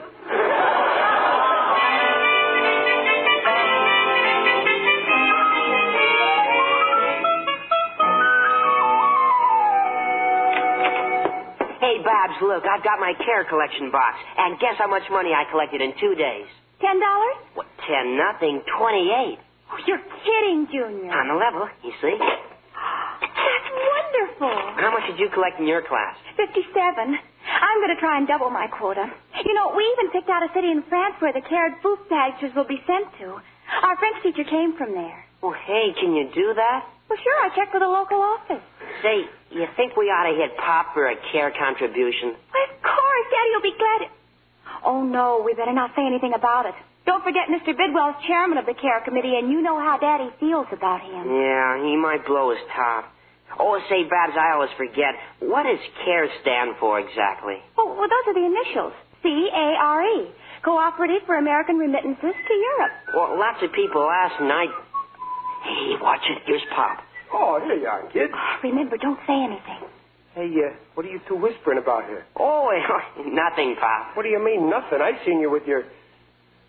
Oh. You're getting your little heads together on something, huh? That I know what for. Oh, no, Pop. It was nothing special. Oh, now, you wouldn't kid your daddy, would you? Oh, really? We were all... It couldn't be that you're planning a little surprise for someone. Someone you love like crazy. Well, no. Mom doesn't like surprises. I don't know what you're talking about, Daddy. Well, look, I'll give you a little hint. What happened 39 years ago? Well, how should I know? I wasn't around then. You bet you weren't. And if it hadn't happened, you wouldn't be around now either.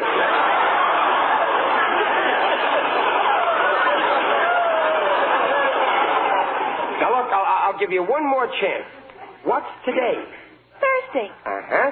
And what comes after Thursday? Friday. Uh-huh. And what comes after Friday? Saturday. Uh-huh. Now we're getting somewhere. Now listen careful. This is the crucial question. What comes after Saturday? What's Sunday? And after Sunday's Monday, and after... I didn't ask you that!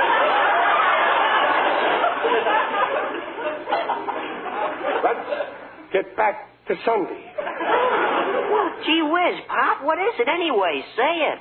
I'll give you one more chance.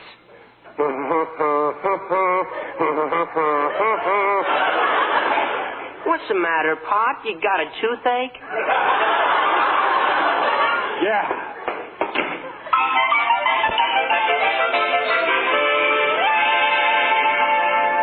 Hey there, Riley. Oh, hello, Gillis. Taking the air, pal? Yeah. What's eating you? My kids. They forgot all about my birthday next Sunday. And I hinted my head off, too. You know what I said to them? How should I know? I ain't the type of snoopy guy who goes around eavesdropping on his next-door neighbor. You don't know how embarrassed I felt standing there hinting to them. Yeah, and you with a terrible toothache yet.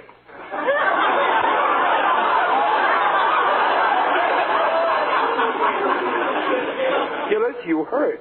Well, it was an accident. You see, at that particular moment, my wife happened to stop talking. A thing like that might not happen again in a lifetime. Believe me, Gillis, it hurts to find out your own kids don't even know you were born. That's the modern generation for you. No appreciation, no gratitude. You go through agony giving birth to them. Yeah. Oh, I had an awful time when my 8-bit got born. Well, my junior was no cinch. 12 hours in that waiting room. 3 nurses I had to have. From the day they're born, you slave and struggle to feed them and clothe them. Some thanks you get for being a father. Believe me, a bachelor is much better off. Especially the ones without kids. Well, after all, you do get some pleasure out of kids. Babs knits me socks, and Junior, we have lots of fun together. What fun? Well, chasing fire engines or romping on the lawn together, and he brings in my newspaper every day. And... But this, you need a kid. Get yourself a Cocker Spaniel. No, I'm keeping Junior. You're too sentimental, Riley. With me, nothing can excuse a kid forgetting the old man's birthday. Don't worry, I ain't going to forgive that. Ungrates, that's what they are. Now you're talking sense. I'm a great guy for facing the ugly facts about your kids. Yeah, but it's so depressing. Yeah. What you need is some relaxation. Yeah, let's go down bowling. No, I can't. I promised Junior I'd take him to the movies tonight. Ignore him. Did he remember your birthday? That's right. Only, it ain't till next Sunday. Beat him to the punch. Ignore him now. Yeah, that's what I'll do. I'll do better than that. I'll leave him a little note. Give him a little hint why I'm standing him up. That'll learn him. That's the way to handle kids. Only what? Well, still a couple of days to my birthday. Maybe he'll remember. After all, a father should have faith in his kid. No, we got to get tough with your kids. Come on, write that note. Here's his desk. Now, where's the pencil? Maybe in the drawer. Oh, that kid's never got a pencil. Look in that little box there. Where? Oh, yeah. See if... Holy smoke. 2, 4, 6, 11, 20... What is close to $30 in here? What's that list there? Let me see. Jerry J, $1. Joe K, $2. Margie B, 50 cents. Henry, $2. Holy smoke, he's a bookie.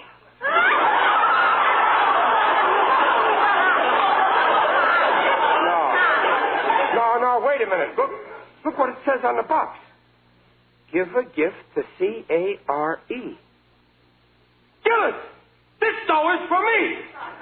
You're nuts. It's my birthday present, don't you see? He's getting all the kids to chip in. He said they wanted to do something for me on account of the pool. And this is it. I don't believe it. Well, it says give a gift to C-A-R. That's me, Chester A. Riley, C-A-R. Wait a minute.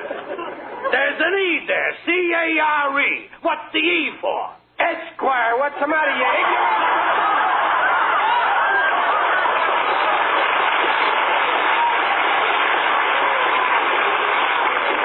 Chester A. Riley, Esquire. Oh, that darling boy, collecting dough for my birthday. And to think that I doubted him. Ah, you see, Gillis, how easy it is to make a mistake?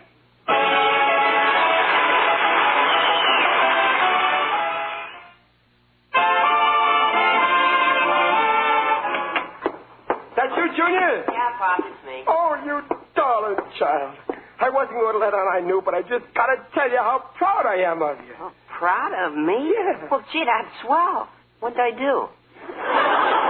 What did he do? He says, oh, you're a great little actor, but you can't fool Chester A. Riley, Esquire. I accidentally found a box of money. Box? Yeah. Oh, you mean the gift fund? Yeah. Oh, I'm so thrilled. Oh, Junior. Well, stop kissing me. Oh, son, it's wonderful of you, but you really shouldn't have done it. Working so hard just for... I don't mind, Pop. Can you think of a better cause? Why, sure. You could be giving all this dough to... Or maybe you could give it to... Keep up the good work, son. Nobody deserves it more. Well, that's why it's so easy to collect. My whole class is chipping in. Your whole class? Well, sure, and Babs' senior class, too. We got our regular system. We hand out these little cards. Look. Let me see that. Give a gift to C.A. Why, Junior, this is brilliant.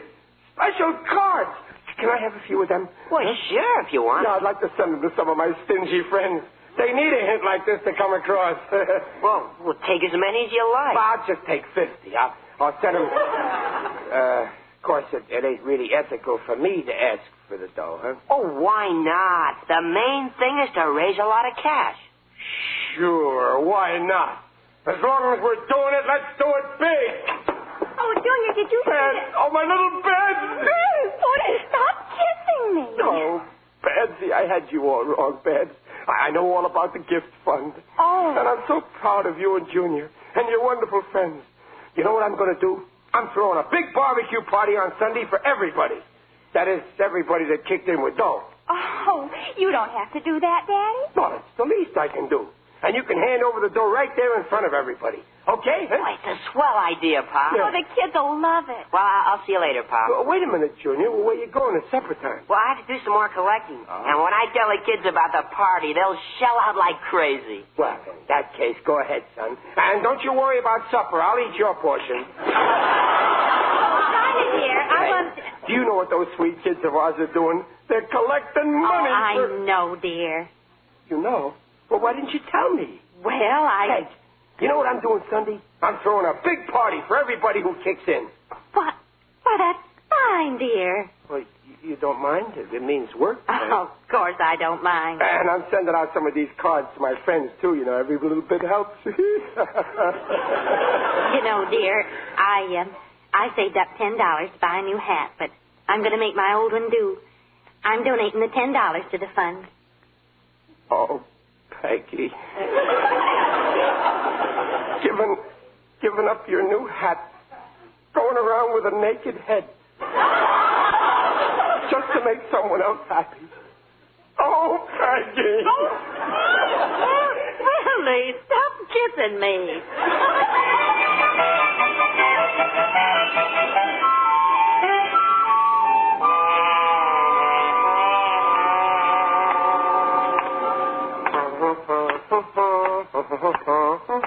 Oh, it's so wonderful. It's great to be alive. Well, everybody's entitled to a hobby.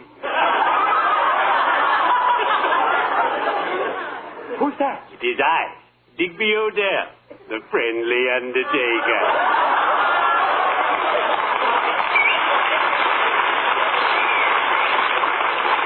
Well, hiya, Digger. I'm glad to see you. Oh, I feel great today. Glad to see you anyway. Well, where you off to this morning, Digger? I'm on my way to the weekly gathering of my gardening club, the UEPDPS. UEPDPS? The Undertakers, Embalmers, and Pallbearers Digging and Planting Society. Gardening's my hobby, too. Ah, yes, but I find it most discouraging. Oh. Whenever I plant things, nothing comes up. I wonder if I'm planting them too deep. Well, now you take carrots. You see, I put the seeds in 4 inches deep. Oh, I've been going down 6 feet. Incidentally, I received your little card in the mail, Riley. Oh, yeah, for the gift fund, Digger. I hope you ain't offended. Why should I be? After all, we're the best of friends. I've got you at the top of my list. And for you, I'll be glad to kick in. Well, thanks, Digger, and someday I'll kick in for you. True. Of course, I can't contribute as much as I'd like to. Lately, business has fallen off. Very little turnover. And there's a strike at my establishment. Oh, no kidding. Strike. Everybody walked out, huh? Well, not everybody. Well, why are your men striking? It's about money and working conditions. They want longer hours and shorter people. Digger, you're coming to my barbecue party this afternoon, aren't you? Oh, yes, I'll be there. Yeah. Barbecues. Watching hungrily as the host places a 5-pound beefsteak on the grill. Watching sadly as the fire immediately goes out under the beefsteak. Watching fascinatedly as the host cleverly revives the fire with a dash of gasoline. Boom. I adore hamburgers. They're so gay. Well, cheerio. I'd better be shoveling off.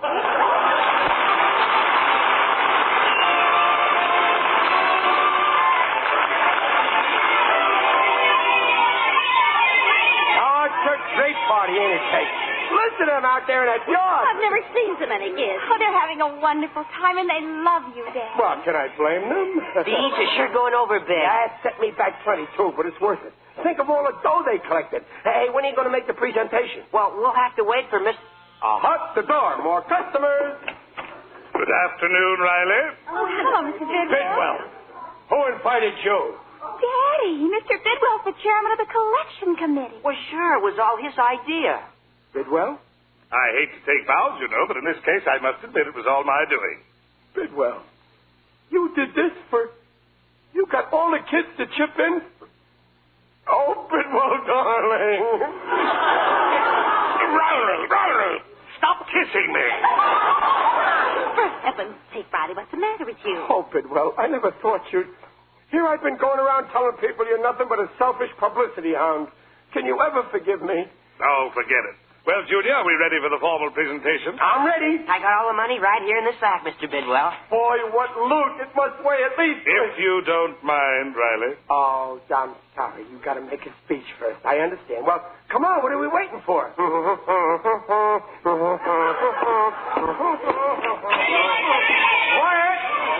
Kids, quiet, everybody. Quiet. We're going to have the presentation. Quiet. Kids, I want to introduce to you your friend and mine, Farrington K. Bidwell, fondly known to this community as FKB. My dear students. I ain't finished yet. Ever since FKB came amongst our midst, we have had the highest confidence in this man.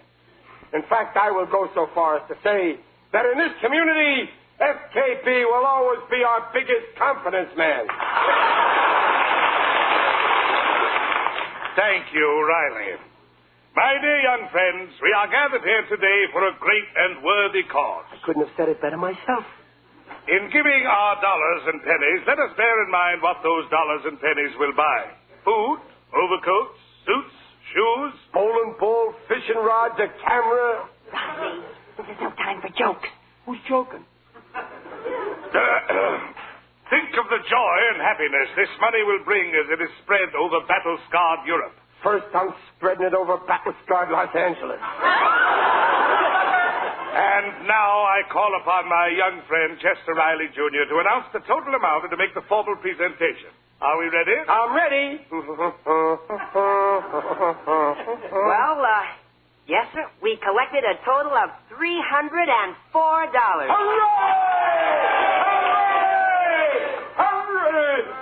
And I have all the money right here in this sack. Yeah, Pop, let it go. Huh?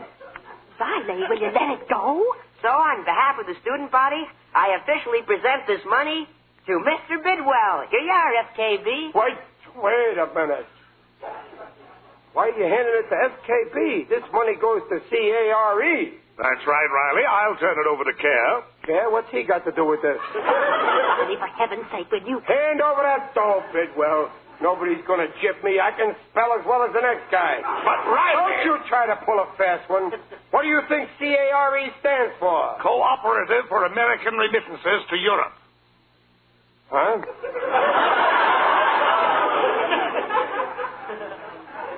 You mean it don't stand for Chester A. Riley Esquire?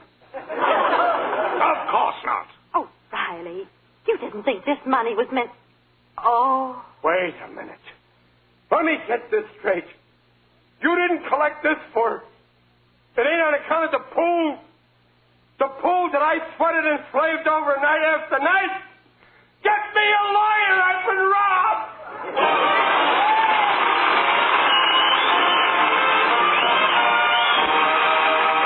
Riley's will be back in just a moment. Everywhere families are changing to Prell, Procter & Gamble's new Radiant Cream Shampoo in the handy tube. From Sterling, Massachusetts, Mrs. Charles Travis writes, Just one trial, and my whole family switched to Prell. Now we all have that clean, radiant look. Regular shampoos have controlled unsightly dandruff, too. You can bet Prell's a steady with us. Yes, you'll love Prell, too, once you see how Prell leaves hair radiantly lovely. Removes unsightly dandruff quickly. Your whole family will sing about P-R-L-L Prell shampoo leaves hair radiant, gleaming bright. Not a bit of dandruff is in sight. Comes in a tube and handy, too. P-R-E-L-L shampoo. Folks, this is Riley, alias William Bendix. The Rileys are chipping in to send at least one care package overseas to hungry, desperate people. Don't you think it's a good idea? Good night.